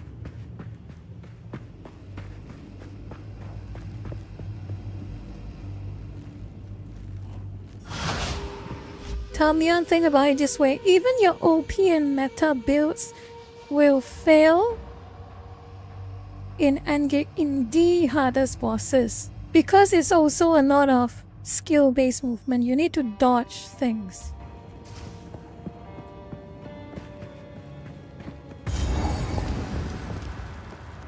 Oh, what's this? What is this? What is this? Why do I get to... Why is there a checkpoint? Why is there a checkpoint but nothing here? I don't get it. I don't get it. Maybe I should just go back to that place I missed.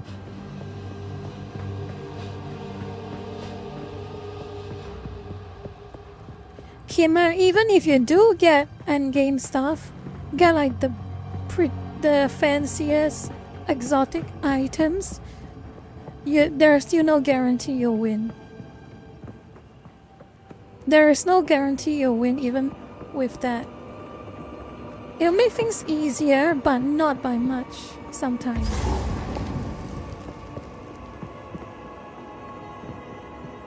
What the hell is this? Oh boy, boss fight, boss fight, boss fight. For now. Premium currency is only used to buy costumes and cosmetics. And they have 0 stat bonuses and does not give you any advantage whatsoever. So it's paid only.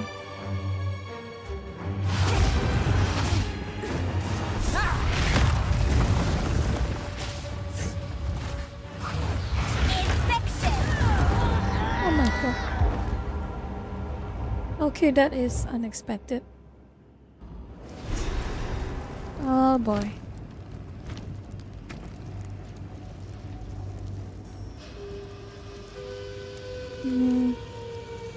Yes, there was a one hit.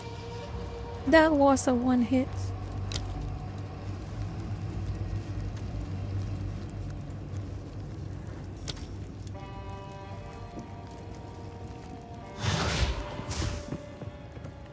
Have to dodge, have to dodge. I cannot look at you, chat, for now. I'm gonna have to focus a bit. I'm sorry. One still lives. For now.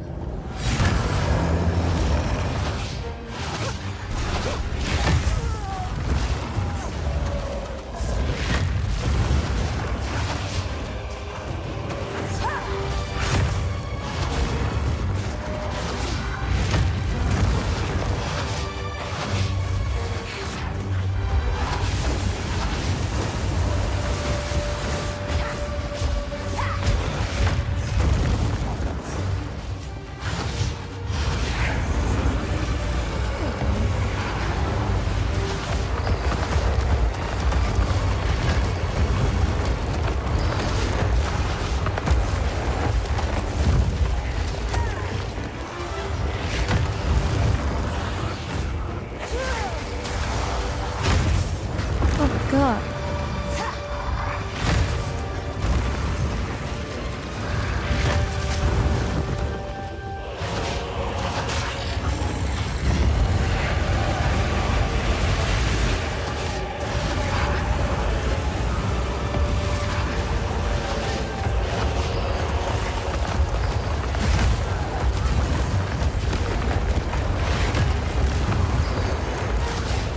Wither away.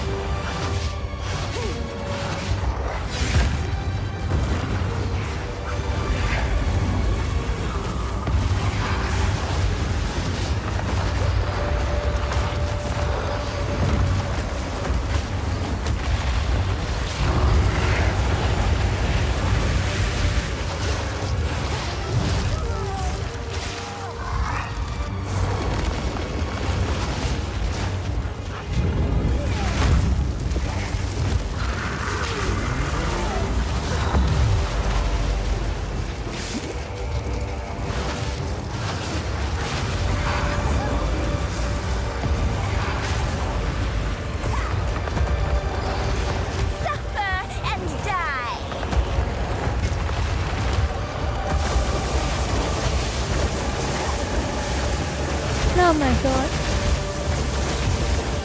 Oh my god, so many mobs. The mobs!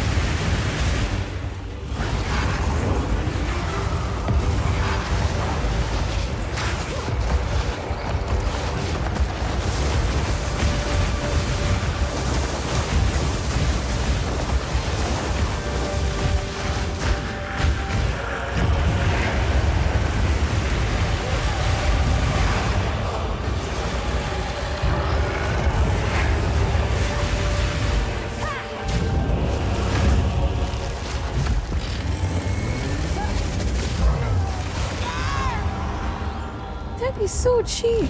That is so cheap.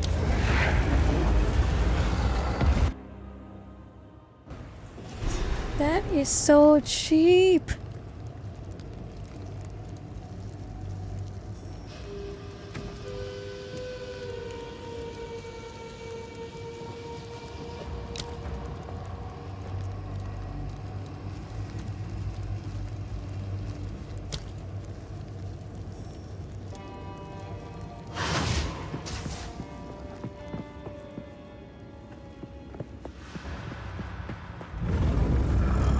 That is so cheap. One still lives. For now.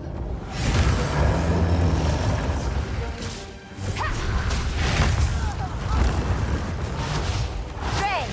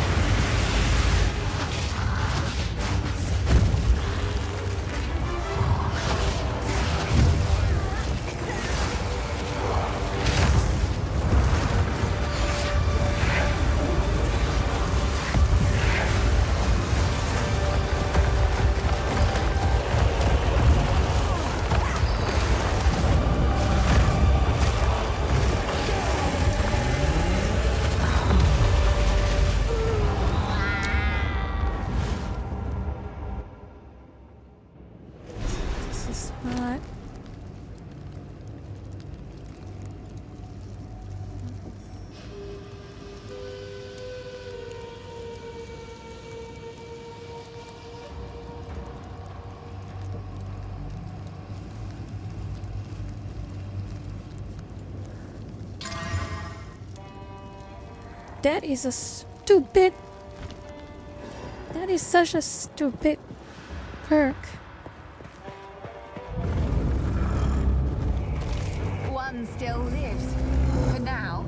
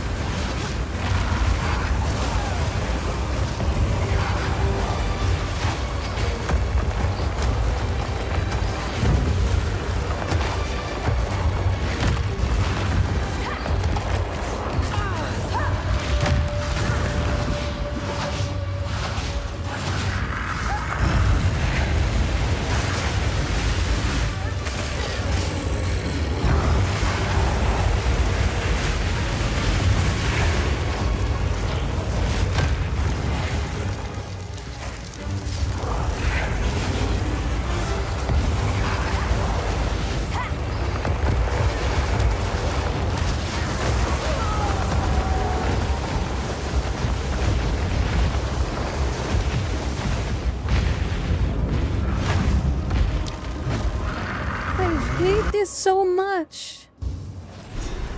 What is going...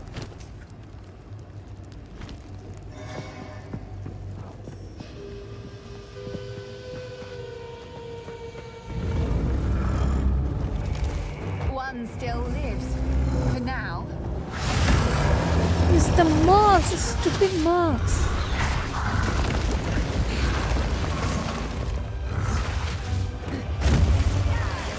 Sheep mobs. Suffer and die!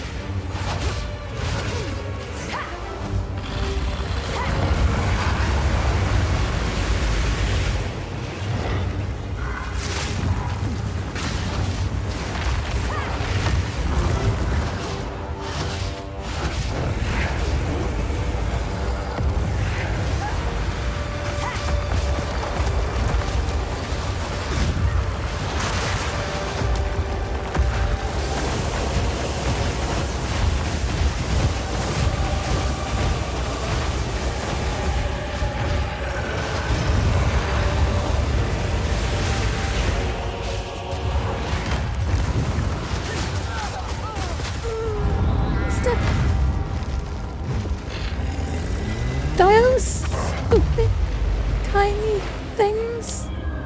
Those stupid tiny things. Fight me fairly. Fight me fairly. Fight me fair. Stupid tiny things. Fight me fair. Fight me fair. Fight me fair. One still lives. For now. Fight me fair, coward.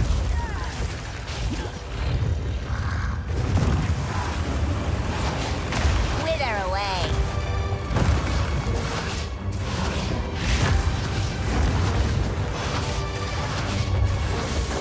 I can do this co-op, but I don't know if I want to. No, I probably will.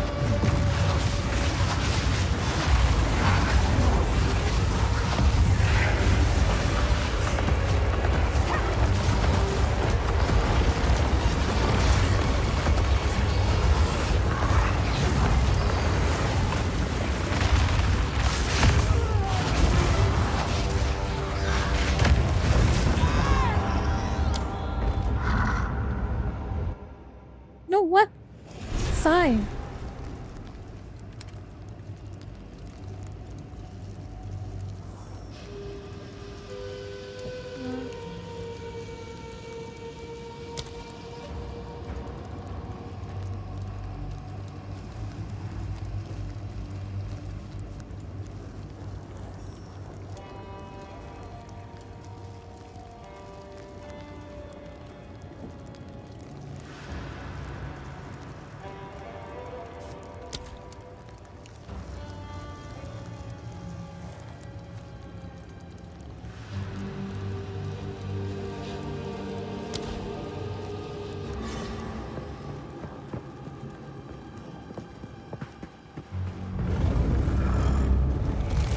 One still lives. For now.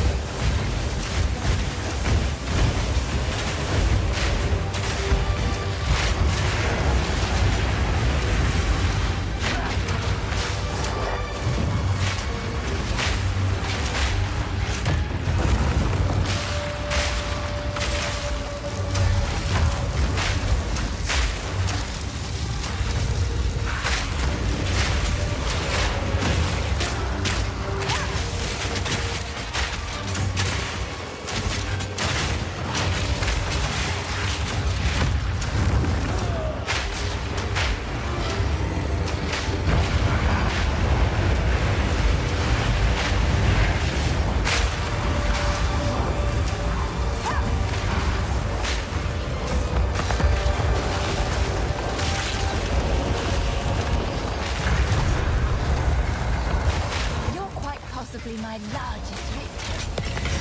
Farewell. Oh, it's warm. And now mine.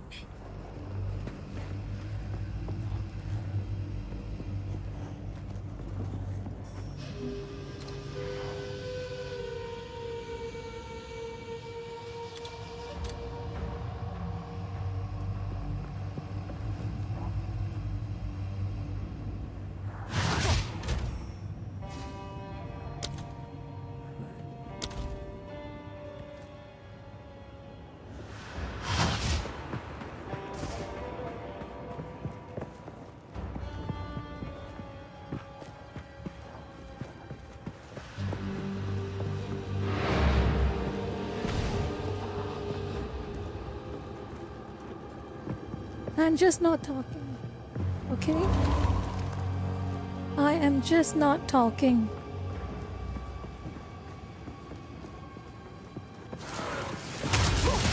I will put you down. Please be used to this. Sometimes I just stop talking and I'm too... Especially fighting that damn boss.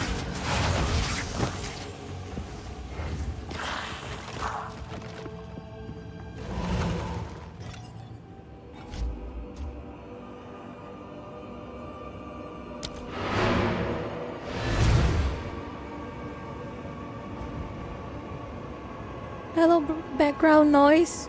Got a bit of a break right now.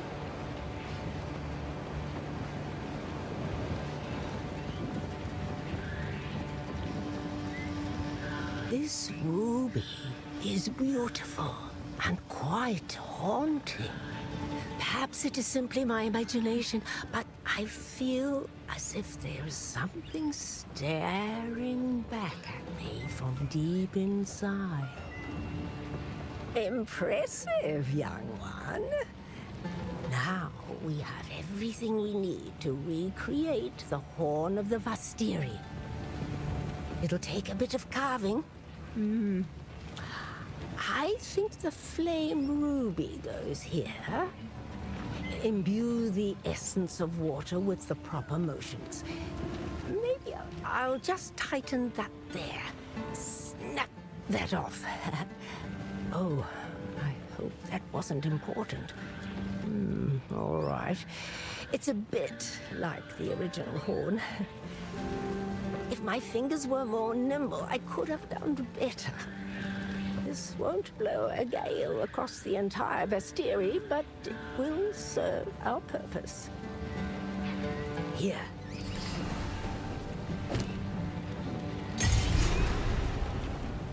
Okay. Oh boy, what a large thing. Now I have to blow this thing. What an extremely large thing. Young one.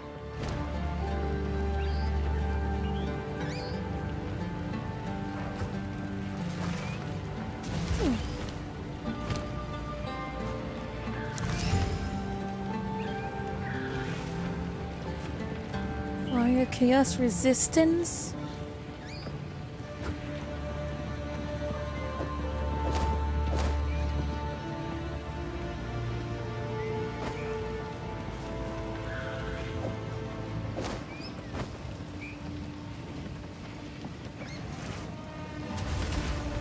Okay, that's good enough. Young one.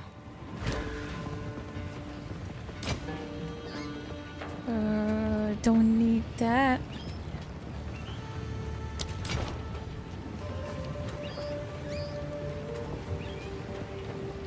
Who goes there? No need to rush. I don't. I'll unburden you. Sands guides you.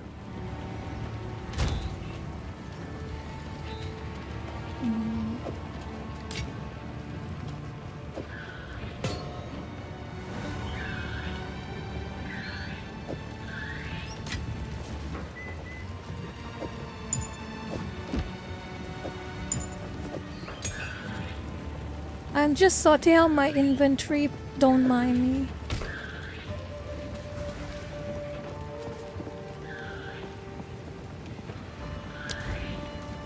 Okay. That should be good for now.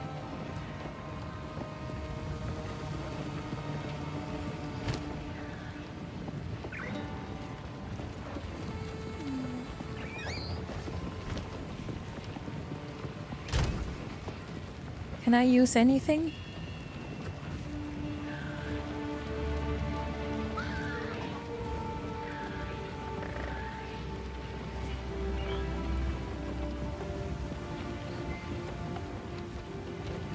Artifices. Or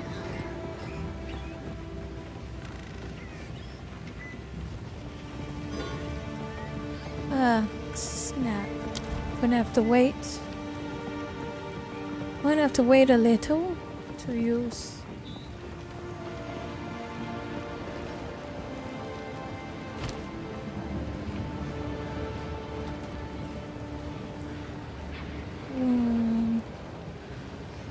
I'm a bit stuck. I want to look for the rest of the...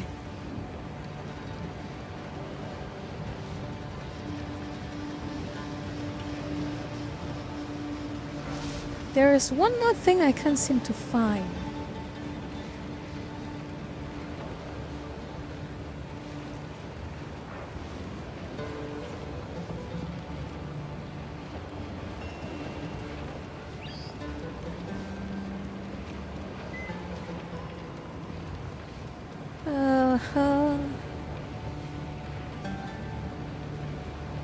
Please direct. Okay, I have to go back.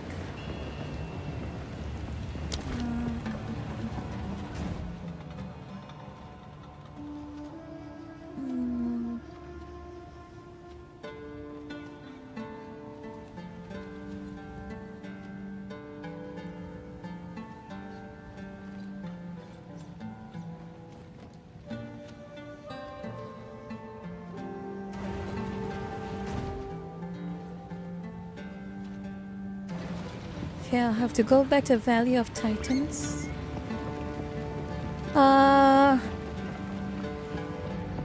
Let's just go back. Oh. It is time to use the reforged Horn of the Vestiri to open the way through.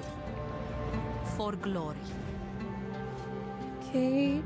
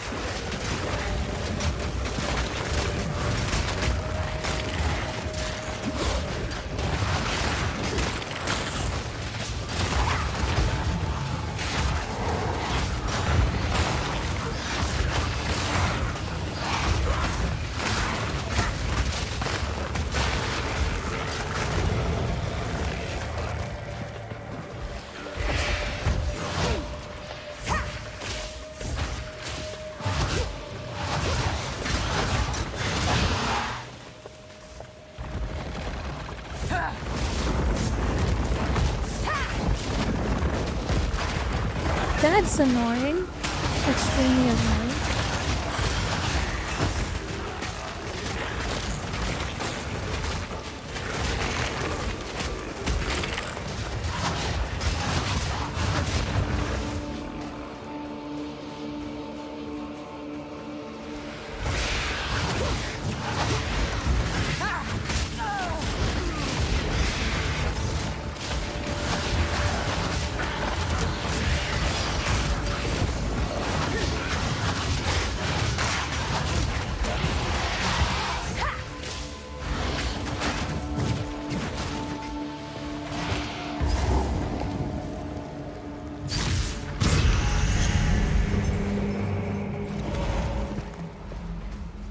Is it?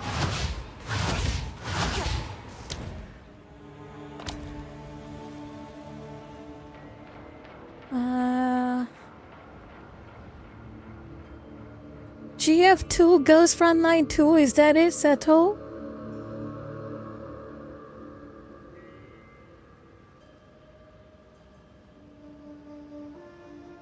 The statue from...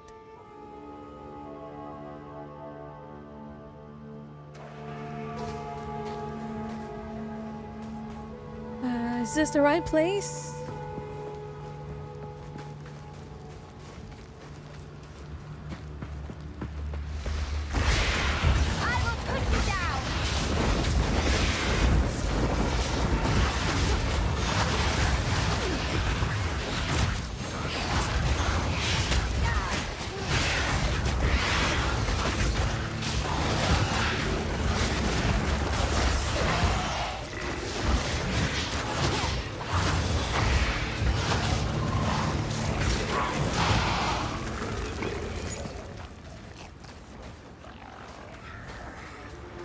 There is supposed to be a medallion spot here. Where is it? I need to find that medallion location.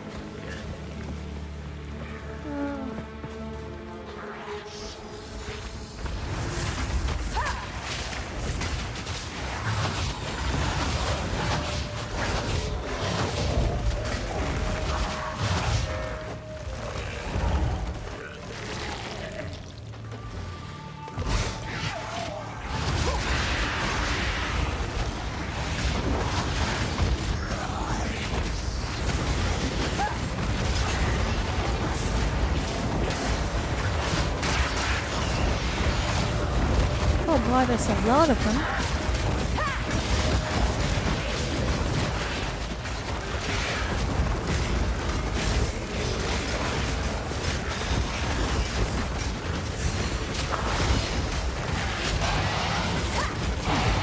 What a mess!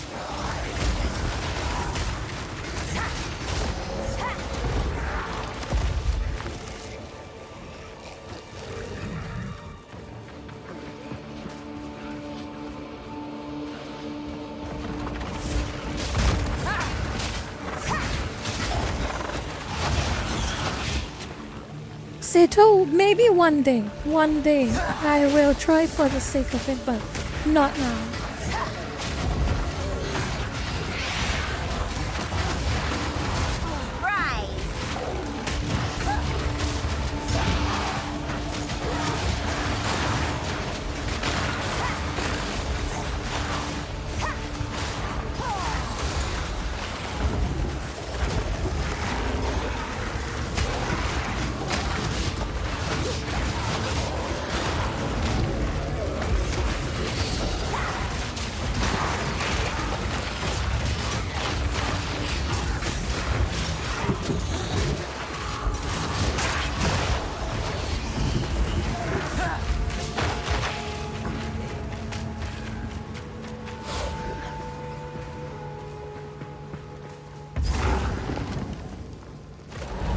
I can't find it. Where is it? Where is their medallion location? Oh, boss. Mini boss, that's fine.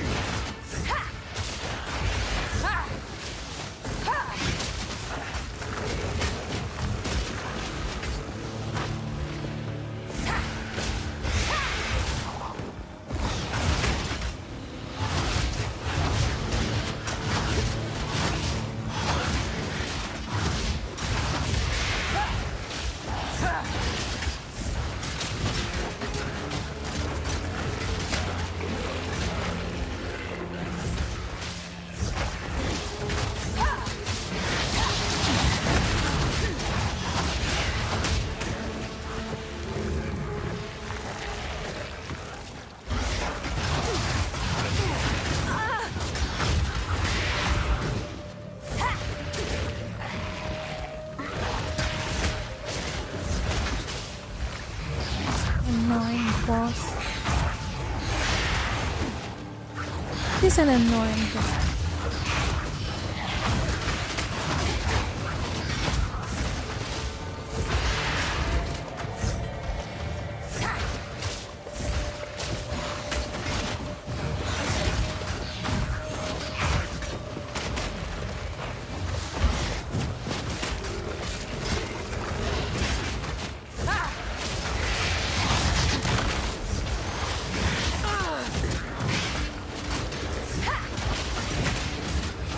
None can oppose me.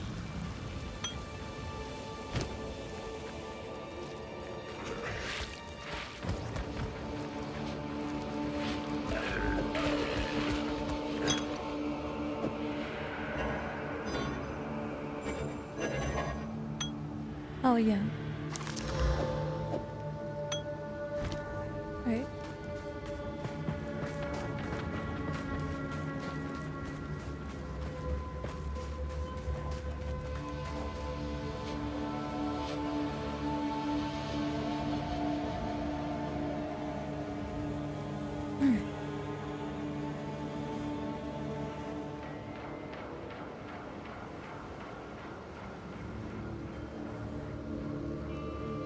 Oh boy. I'm trying to look for something.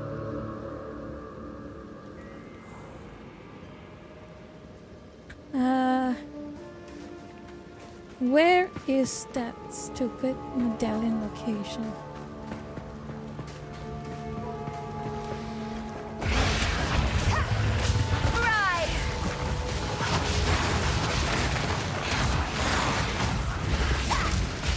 Yes, I'm looking for a hidden item. This one. It's somewhere here. I can't find the location. And I need to get rid of the quest item because I can't seem to stash it. And I need the space.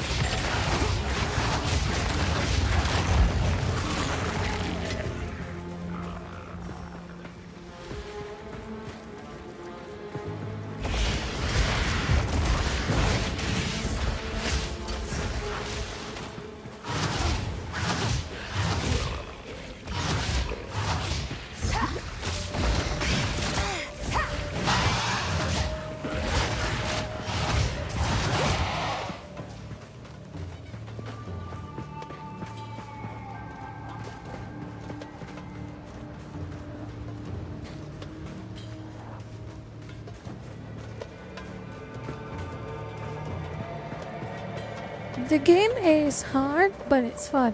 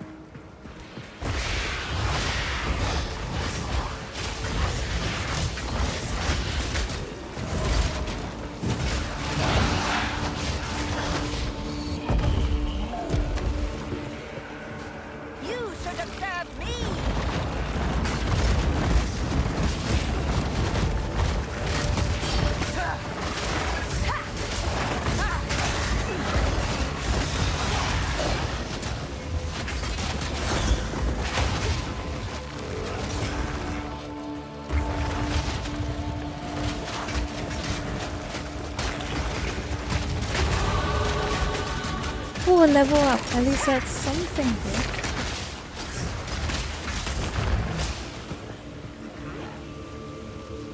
Okay, level up. What do I want? Okay.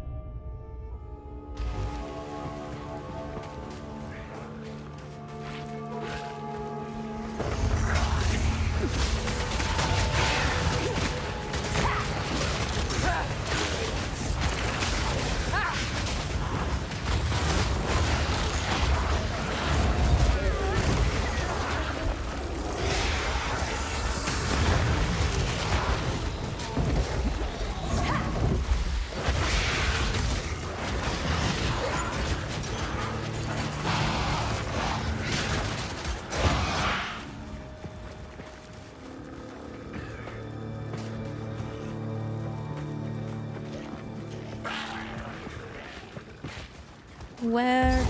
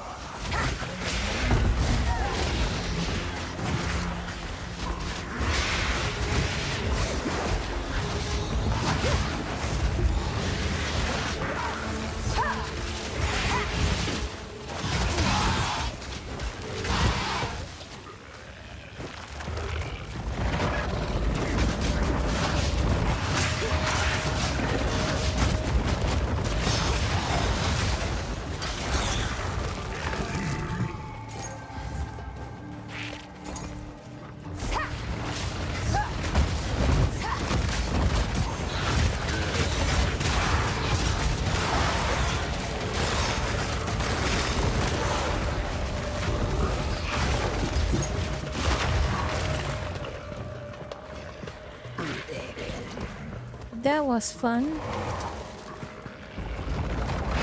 Oh.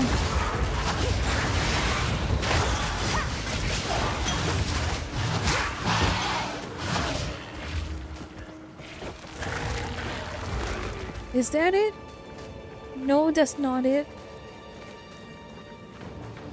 Where is it? Where is it?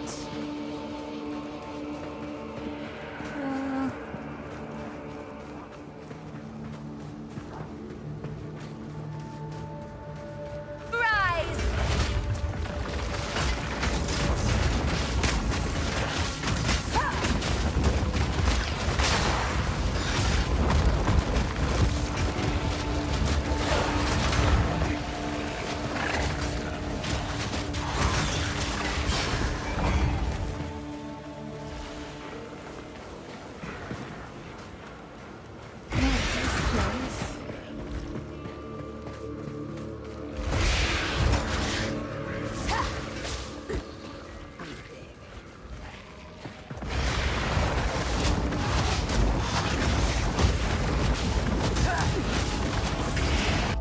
Xander, to be fair, Path of Exile 2 is not anywhere close to the largest geek space than other games.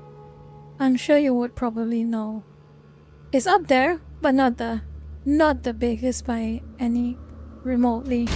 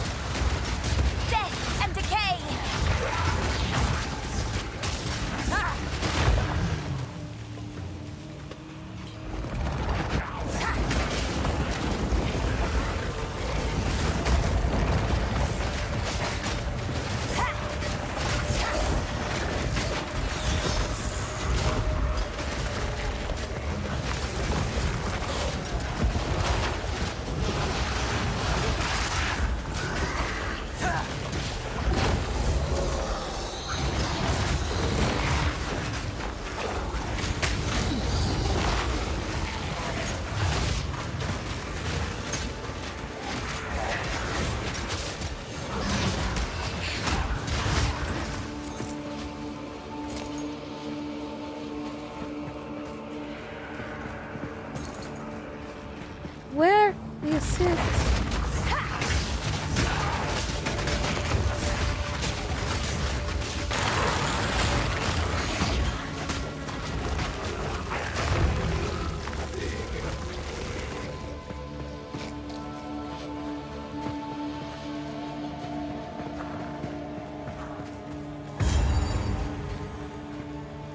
Finally! Or insert the relics.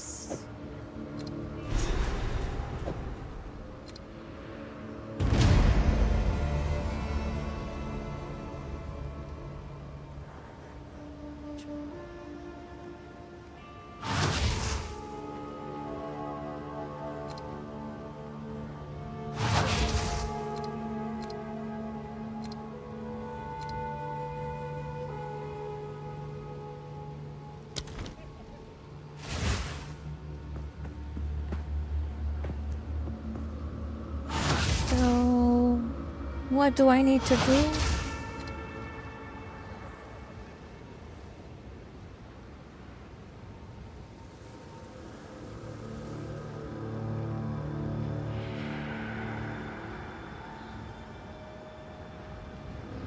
Oh, it's already active. Okay, good.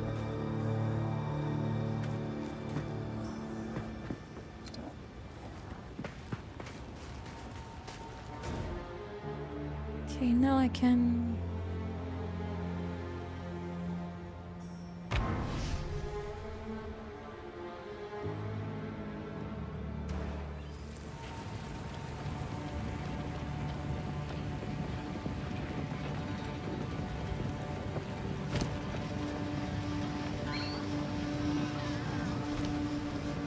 Can't do that here. What?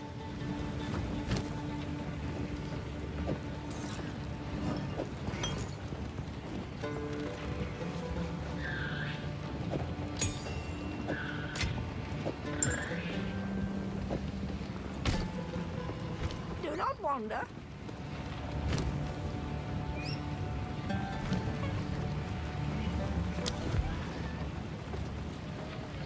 Hello, welcome to the stream. I am playing a bit of games, so don't mind me being a bit distracted. I actually got a bit of downtime now. Oh yeah, Barsuku, I remember Titan Quest. It's a long time ago.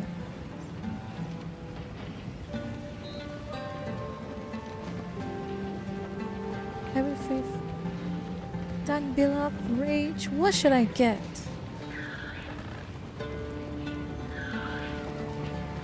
Supporter skills have 40% more skill effect duration. Pin. Do not cause stuff build up, but pin overpower.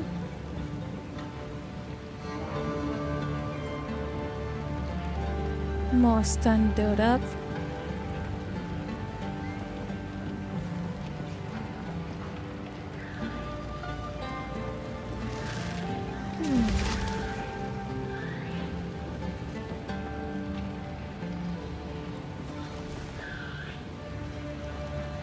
Perfect timing, ruthless premeditation.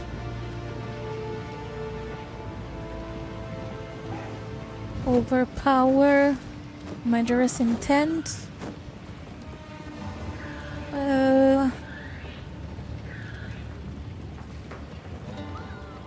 Kimmer, don't be so rude, please. Please don't be so rude.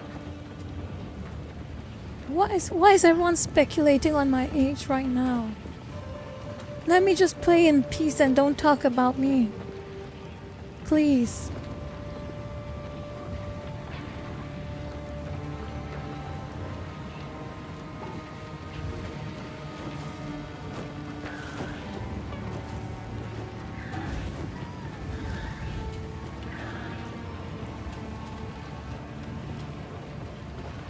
What do I want?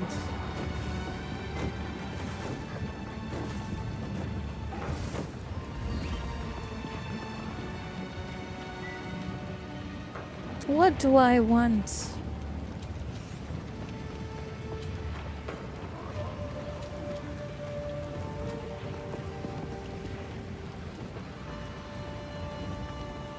Oh, this sounds interesting.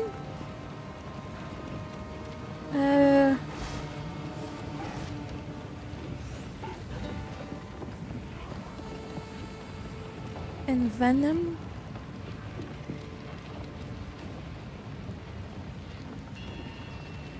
%60 chance to poison on hit.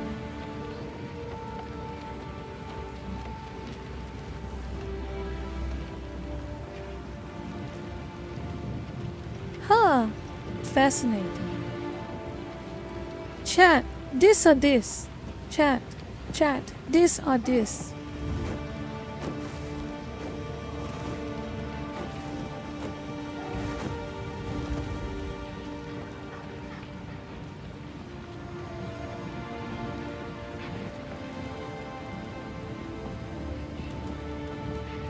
This or this? Decaying hex or poison?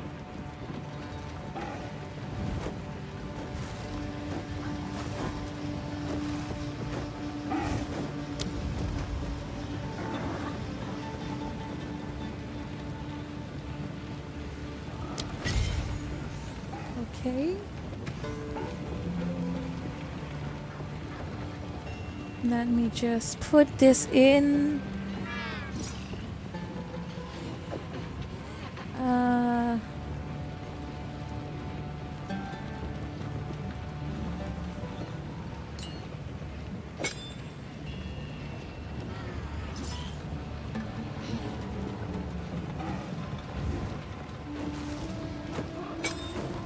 Okay.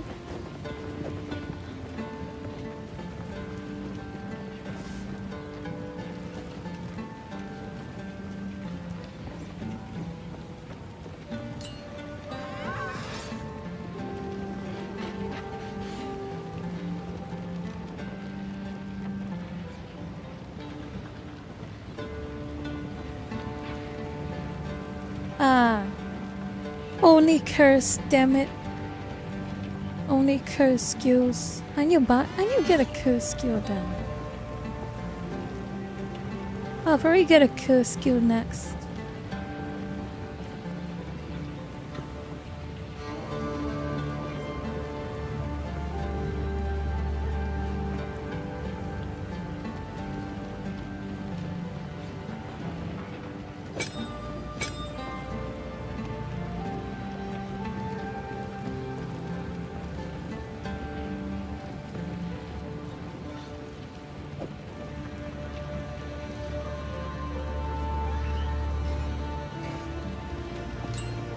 I'll have to save it then.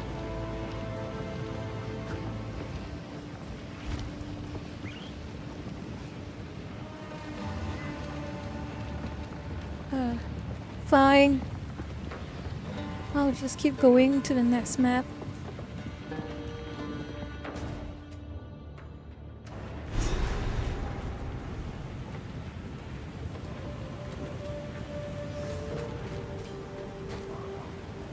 I'm used to playing games in English.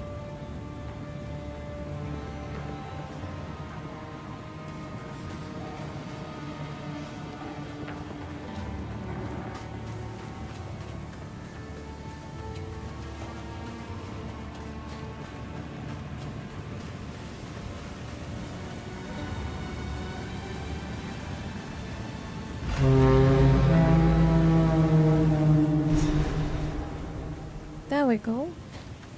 Nowhere left to hide now, sweet undead. I am hesitant to allow you access to Sacred Deshar, but better a single Jingak than an army of spiteful enemies.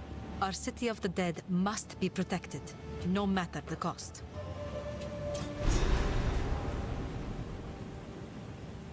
Move swiftly.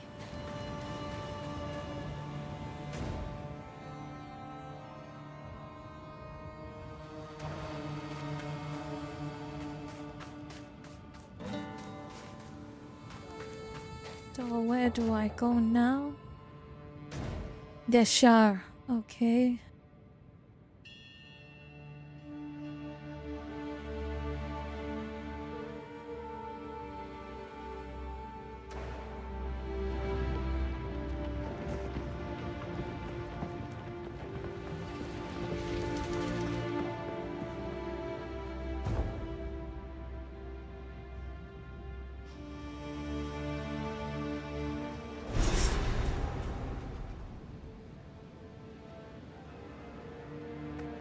So this is how they bury their dead. It's rather elegant.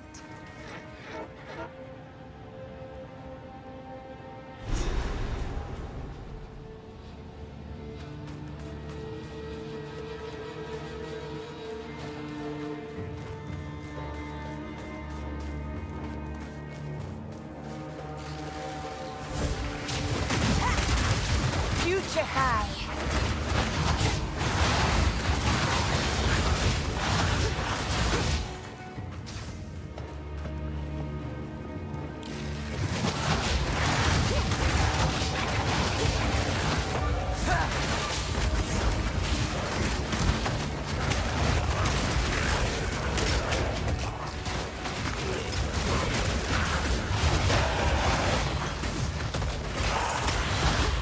Hello, Jack.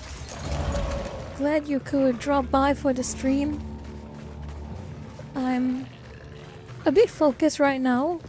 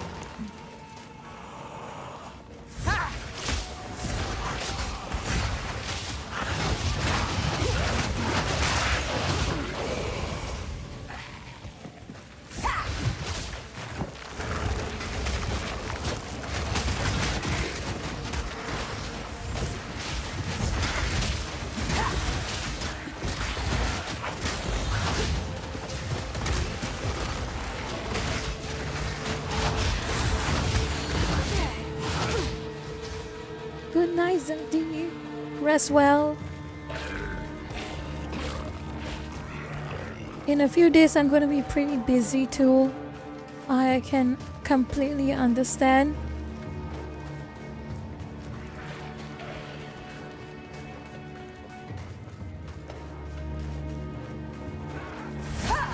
I would really love to get stronger minions, honestly.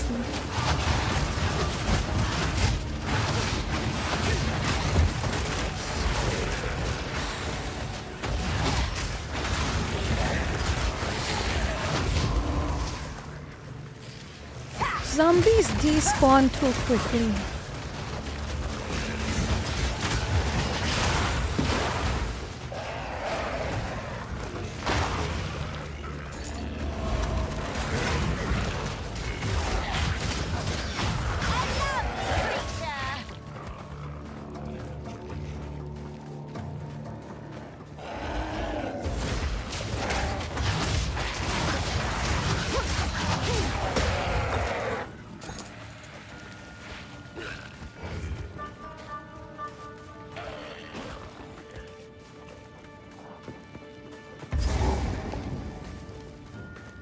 I don't like this one bit. There must be a reason why there's a checkpoint here. There normally is.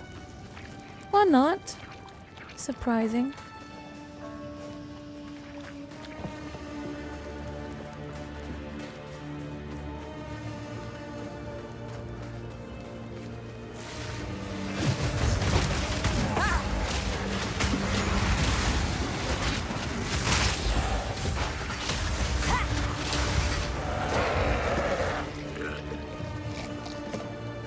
That looks fancy.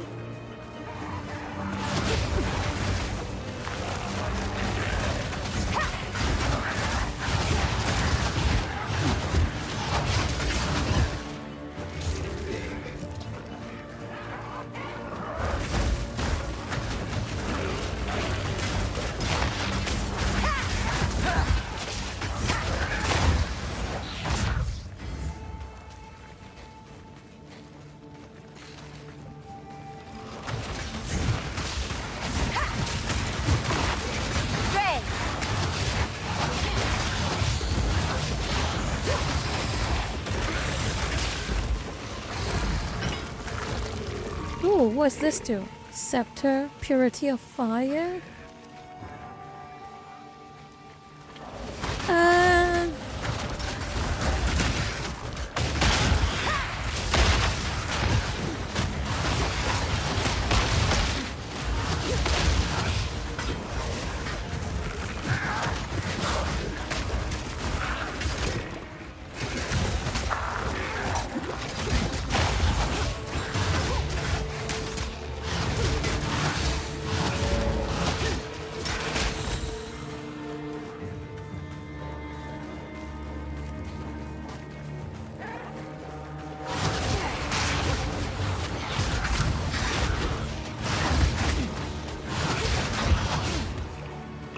Evil flamencos.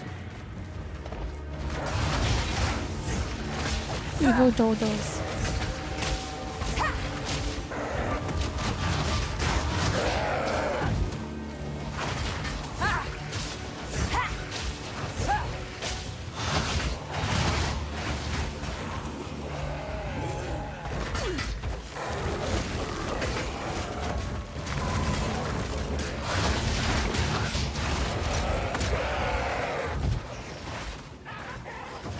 Good night, Ash. Sleep well.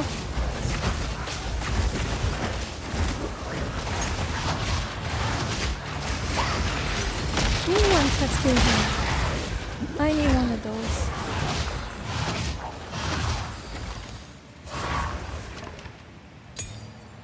Okay.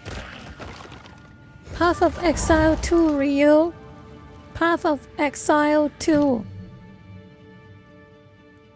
What can I do?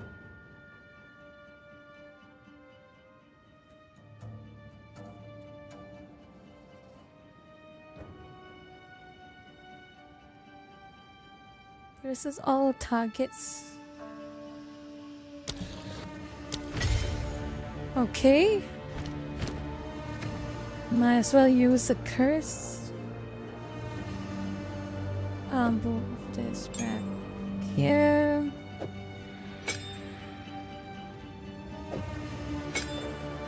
There we go.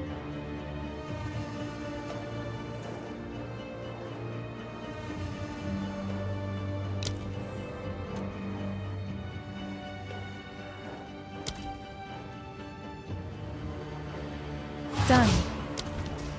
Let's see how good this is.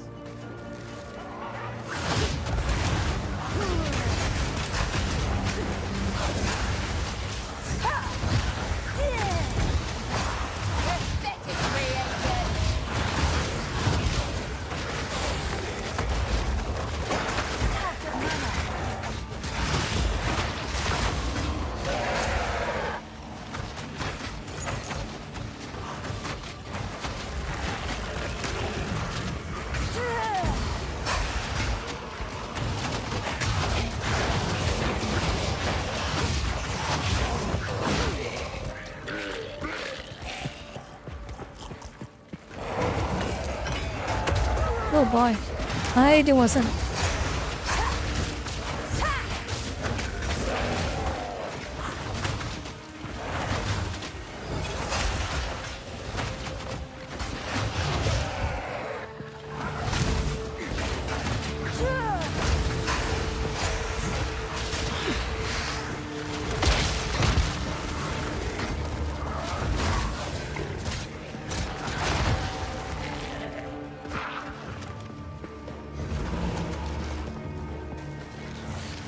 Oh, there we go.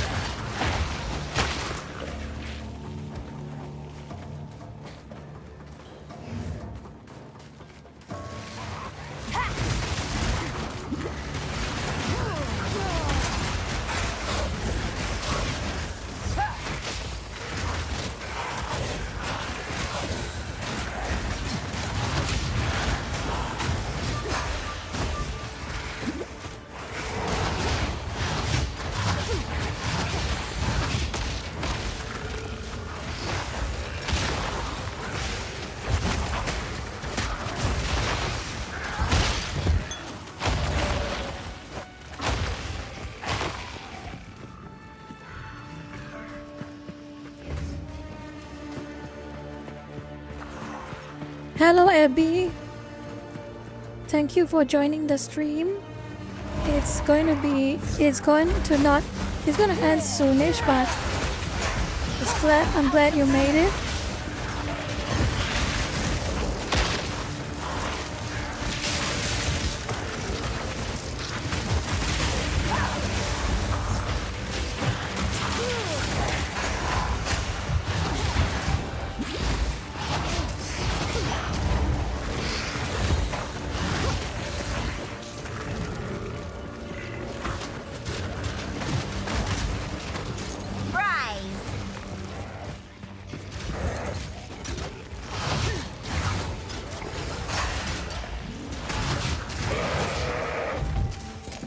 Tomyon, I'm actually plenty happy with just Witch. Anything that has minions, I'm happy.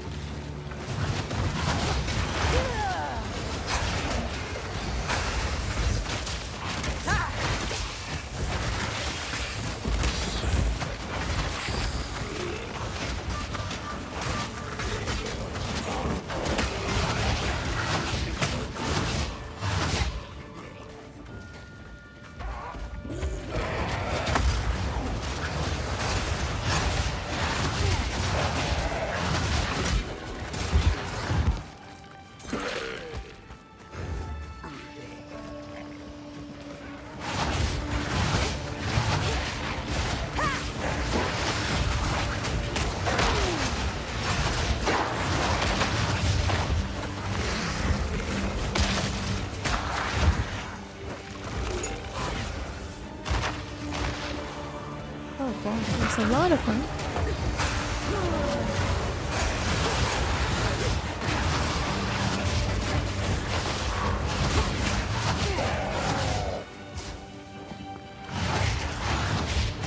Wither away! Out of mana.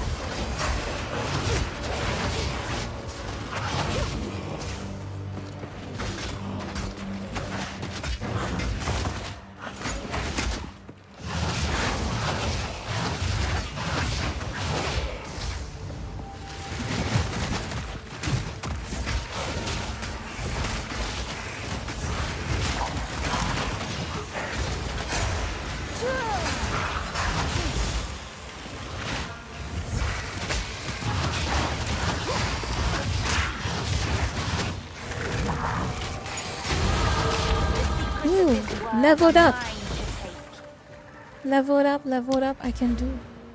What can I get? More minion power. Good.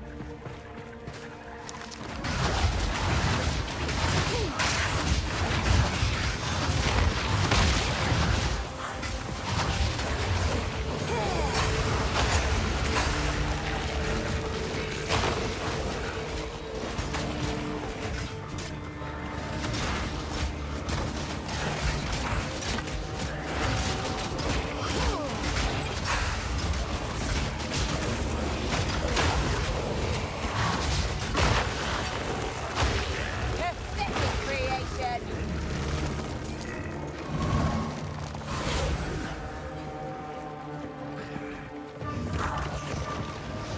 There's more of them. For sure.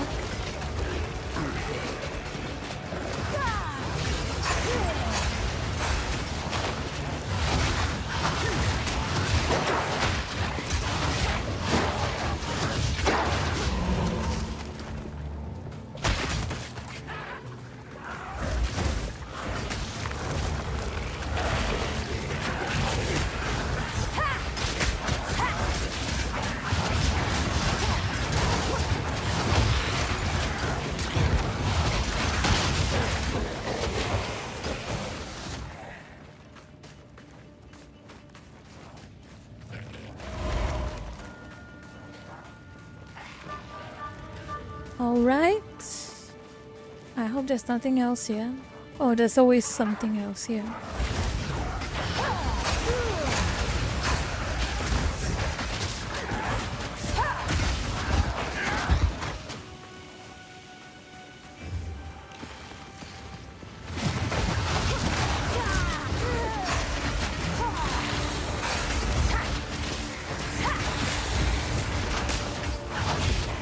Alright.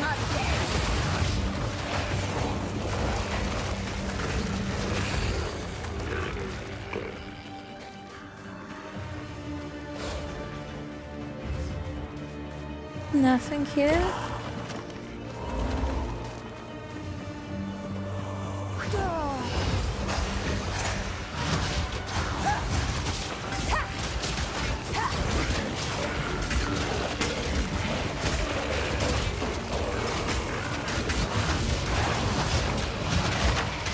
I don't think I can play any other class other than Witch because of how comfy minions are. I just love playing minions.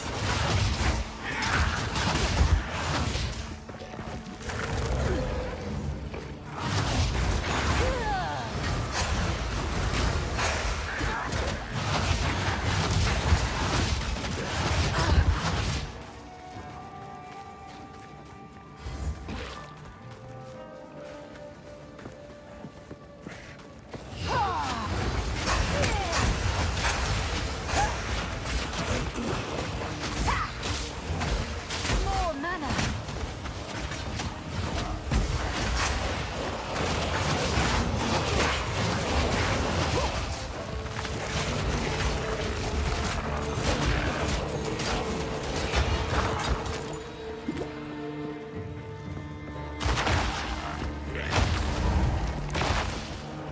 What's with all the explosive bits? I didn't say that, Zero. I didn't say that at all. Oh. Checkpoint then normally means something serious is coming. Of course. Of course.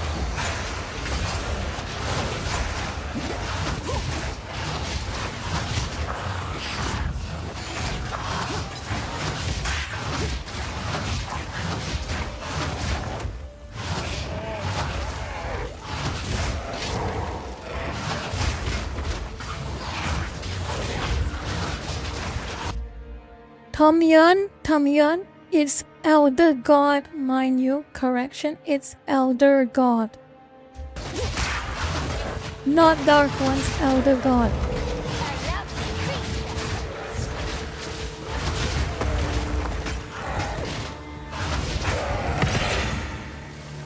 Splendid.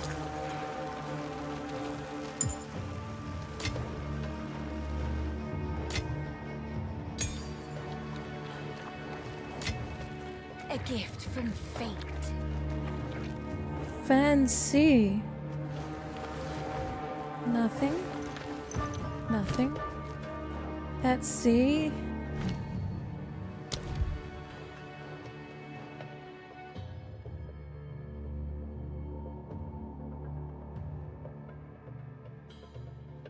Oh, that sounds interesting.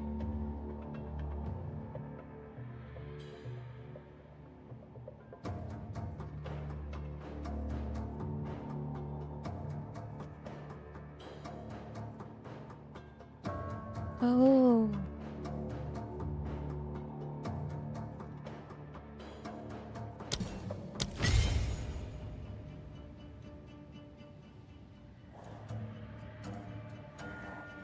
Infinity, I have been streaming for a while now. About 2+ months, roughly.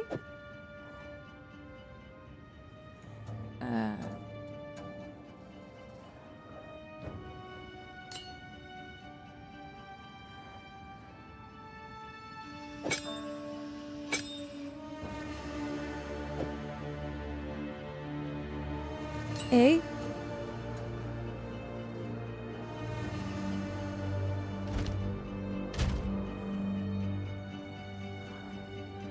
I need extra dexterity. That sucks. I'm gonna need to get more dexterity. I've been min-maxing too much.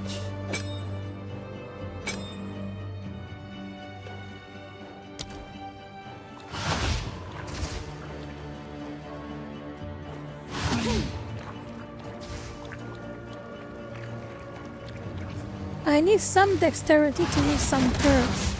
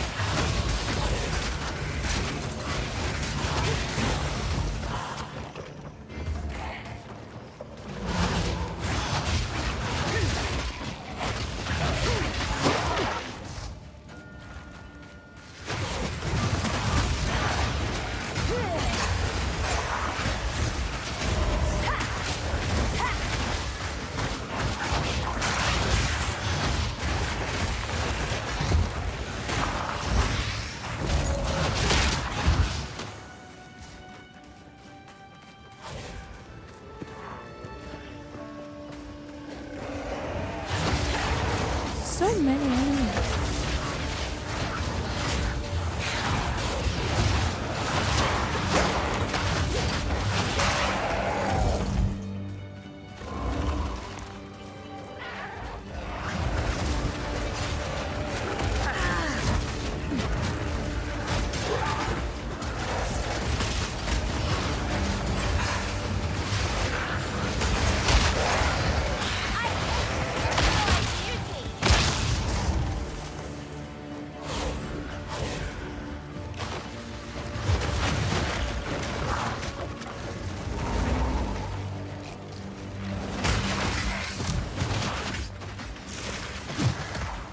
Ooh, gold chest. Gold chest. I hope something good's inside.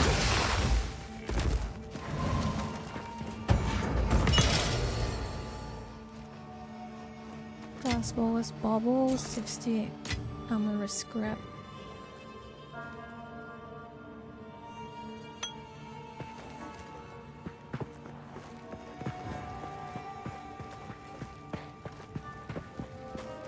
Nothing here. What time is it now? 11:20. Okay. I'll finish this map and get rid of all the enemies in this map and I'll call it a day.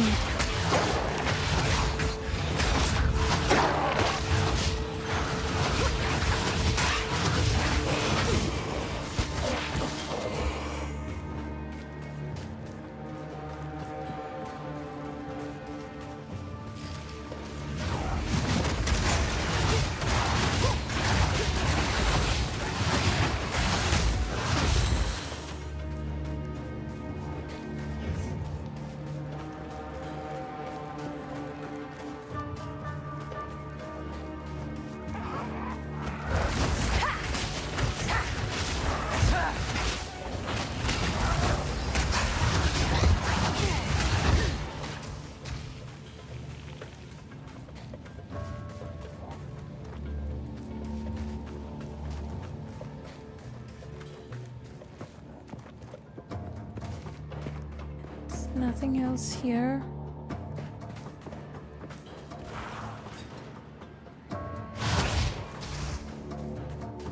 Where am I supposed to go?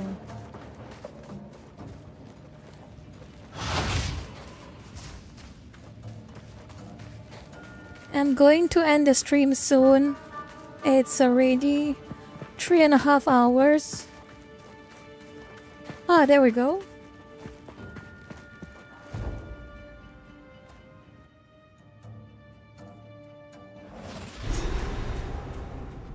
Okay, time to The Faradin. finish.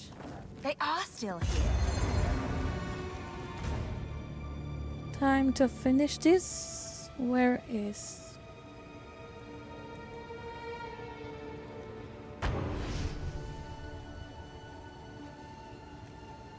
I'm almost done. Just have to turn in this quest and I'm done.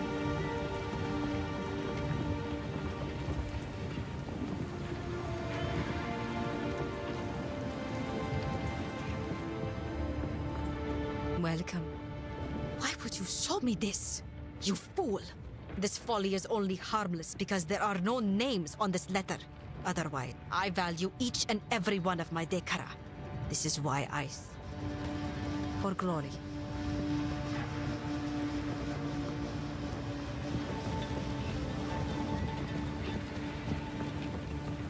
Care for a story? Ah, I see.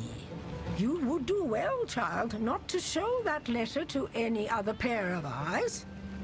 If I'm asked about its contents, I shall feign dementia. So odd. I Why? suggest you dispose of it by giving it to someone who cannot read it. Am I being clear? I will tell That your is tale. so odd. Why? Why would I... Who goes there? You found a letter? For your sake, do not speak of its contents. I will burn it. When I have the opportunity, I intend to return to Deshar and mark the location of Lailuma's body. A stone, perhaps. Something inconspicuous. Others will not know, but I will. She will be remembered. That is such an odd...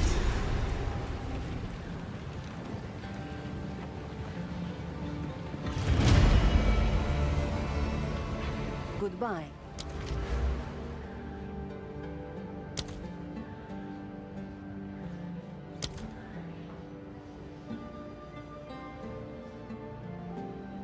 Woohoo. I should add some dexterity actually. Okay, where...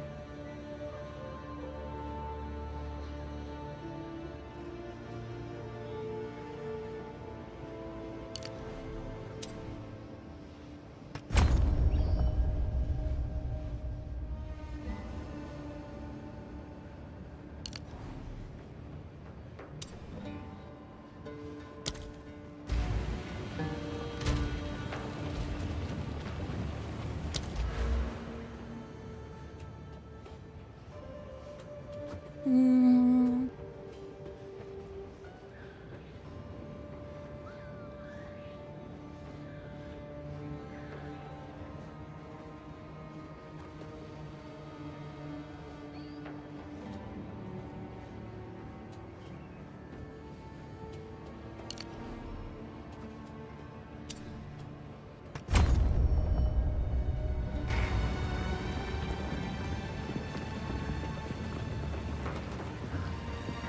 Splendid. Now I can use... Hopefully I can use the poison now. There we go.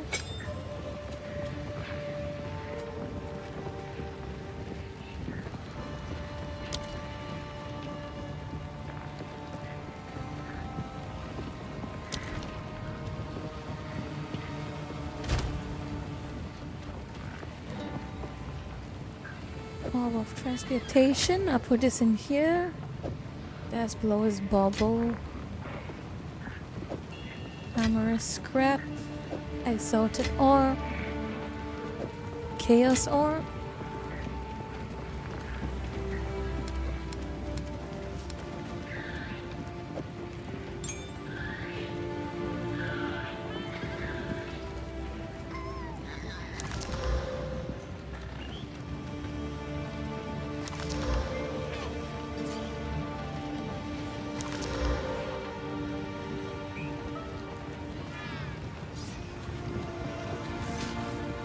Oh, Keith Raymond.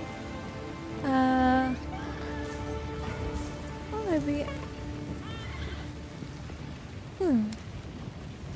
Let's have a look.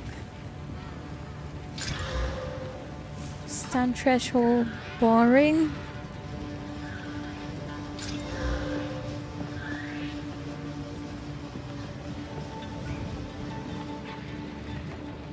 I need something with mana.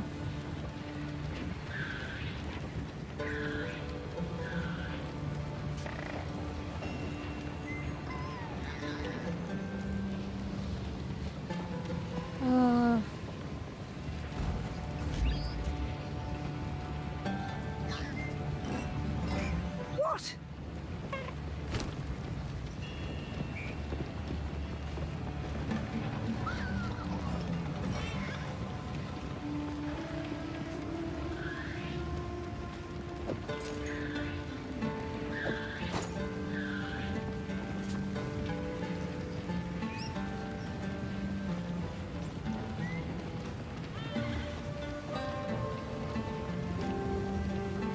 I might need this one actually, considering how much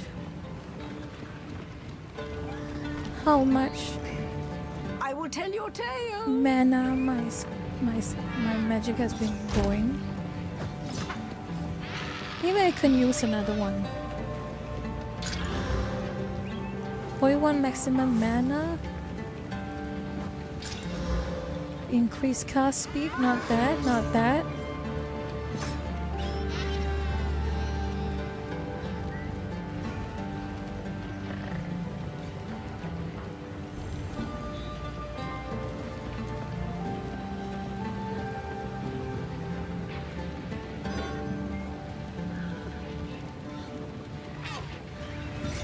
I'll hold on to it until Young one.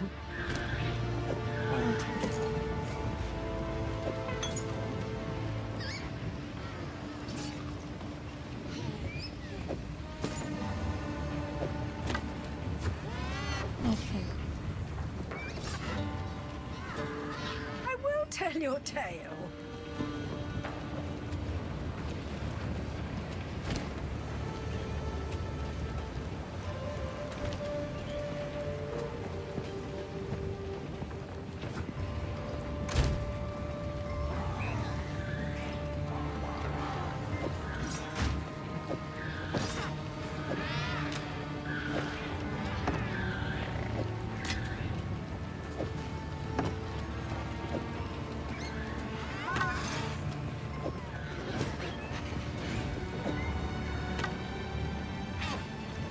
That'll do for now.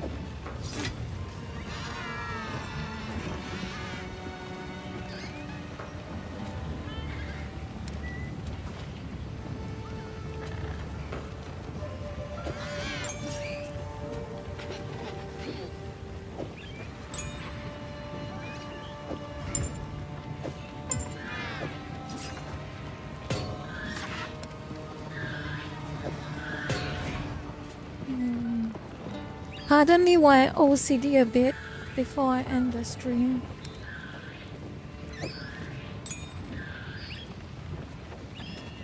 Minion instability.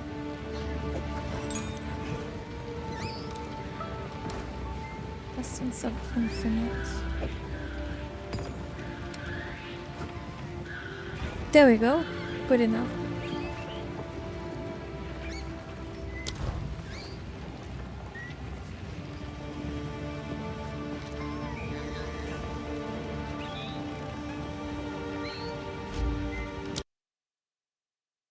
Okay. That concludes a bit of Path of Exile for me. I had a good time. I had a really good time with it. So yeah. All in all, Path of Exile 2, the mechanics are a little simpler and easier, but the combat is a lot harder. Anyway, that's the stream for tonight, and I think I'm going to end it here. I will keep you updated on when the next stream will happen. But until then, I'll see you all soon. Don't hold your breath yet. I kind of have an idea when the next stream day will be, okay? It would be this Friday. Probably the same time, okay? So, I will keep you updated on Twitter and Facebook. But for now, expect it to be around Friday. I managed to make some time on Friday. Should be around the same time. Okay? Mike Dawson. I forgot to set my time zone, okay?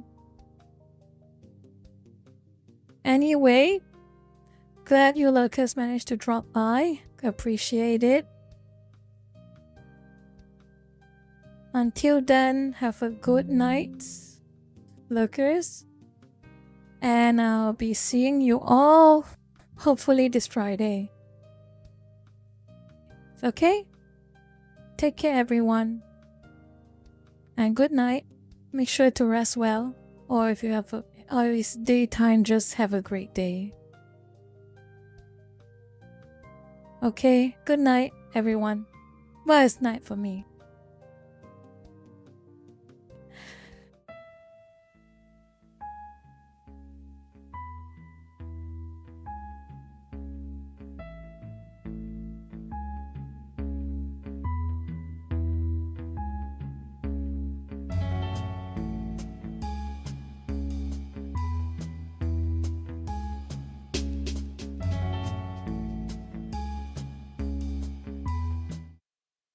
You just got here, Pressure. I might as well just say hello to you and goodbye.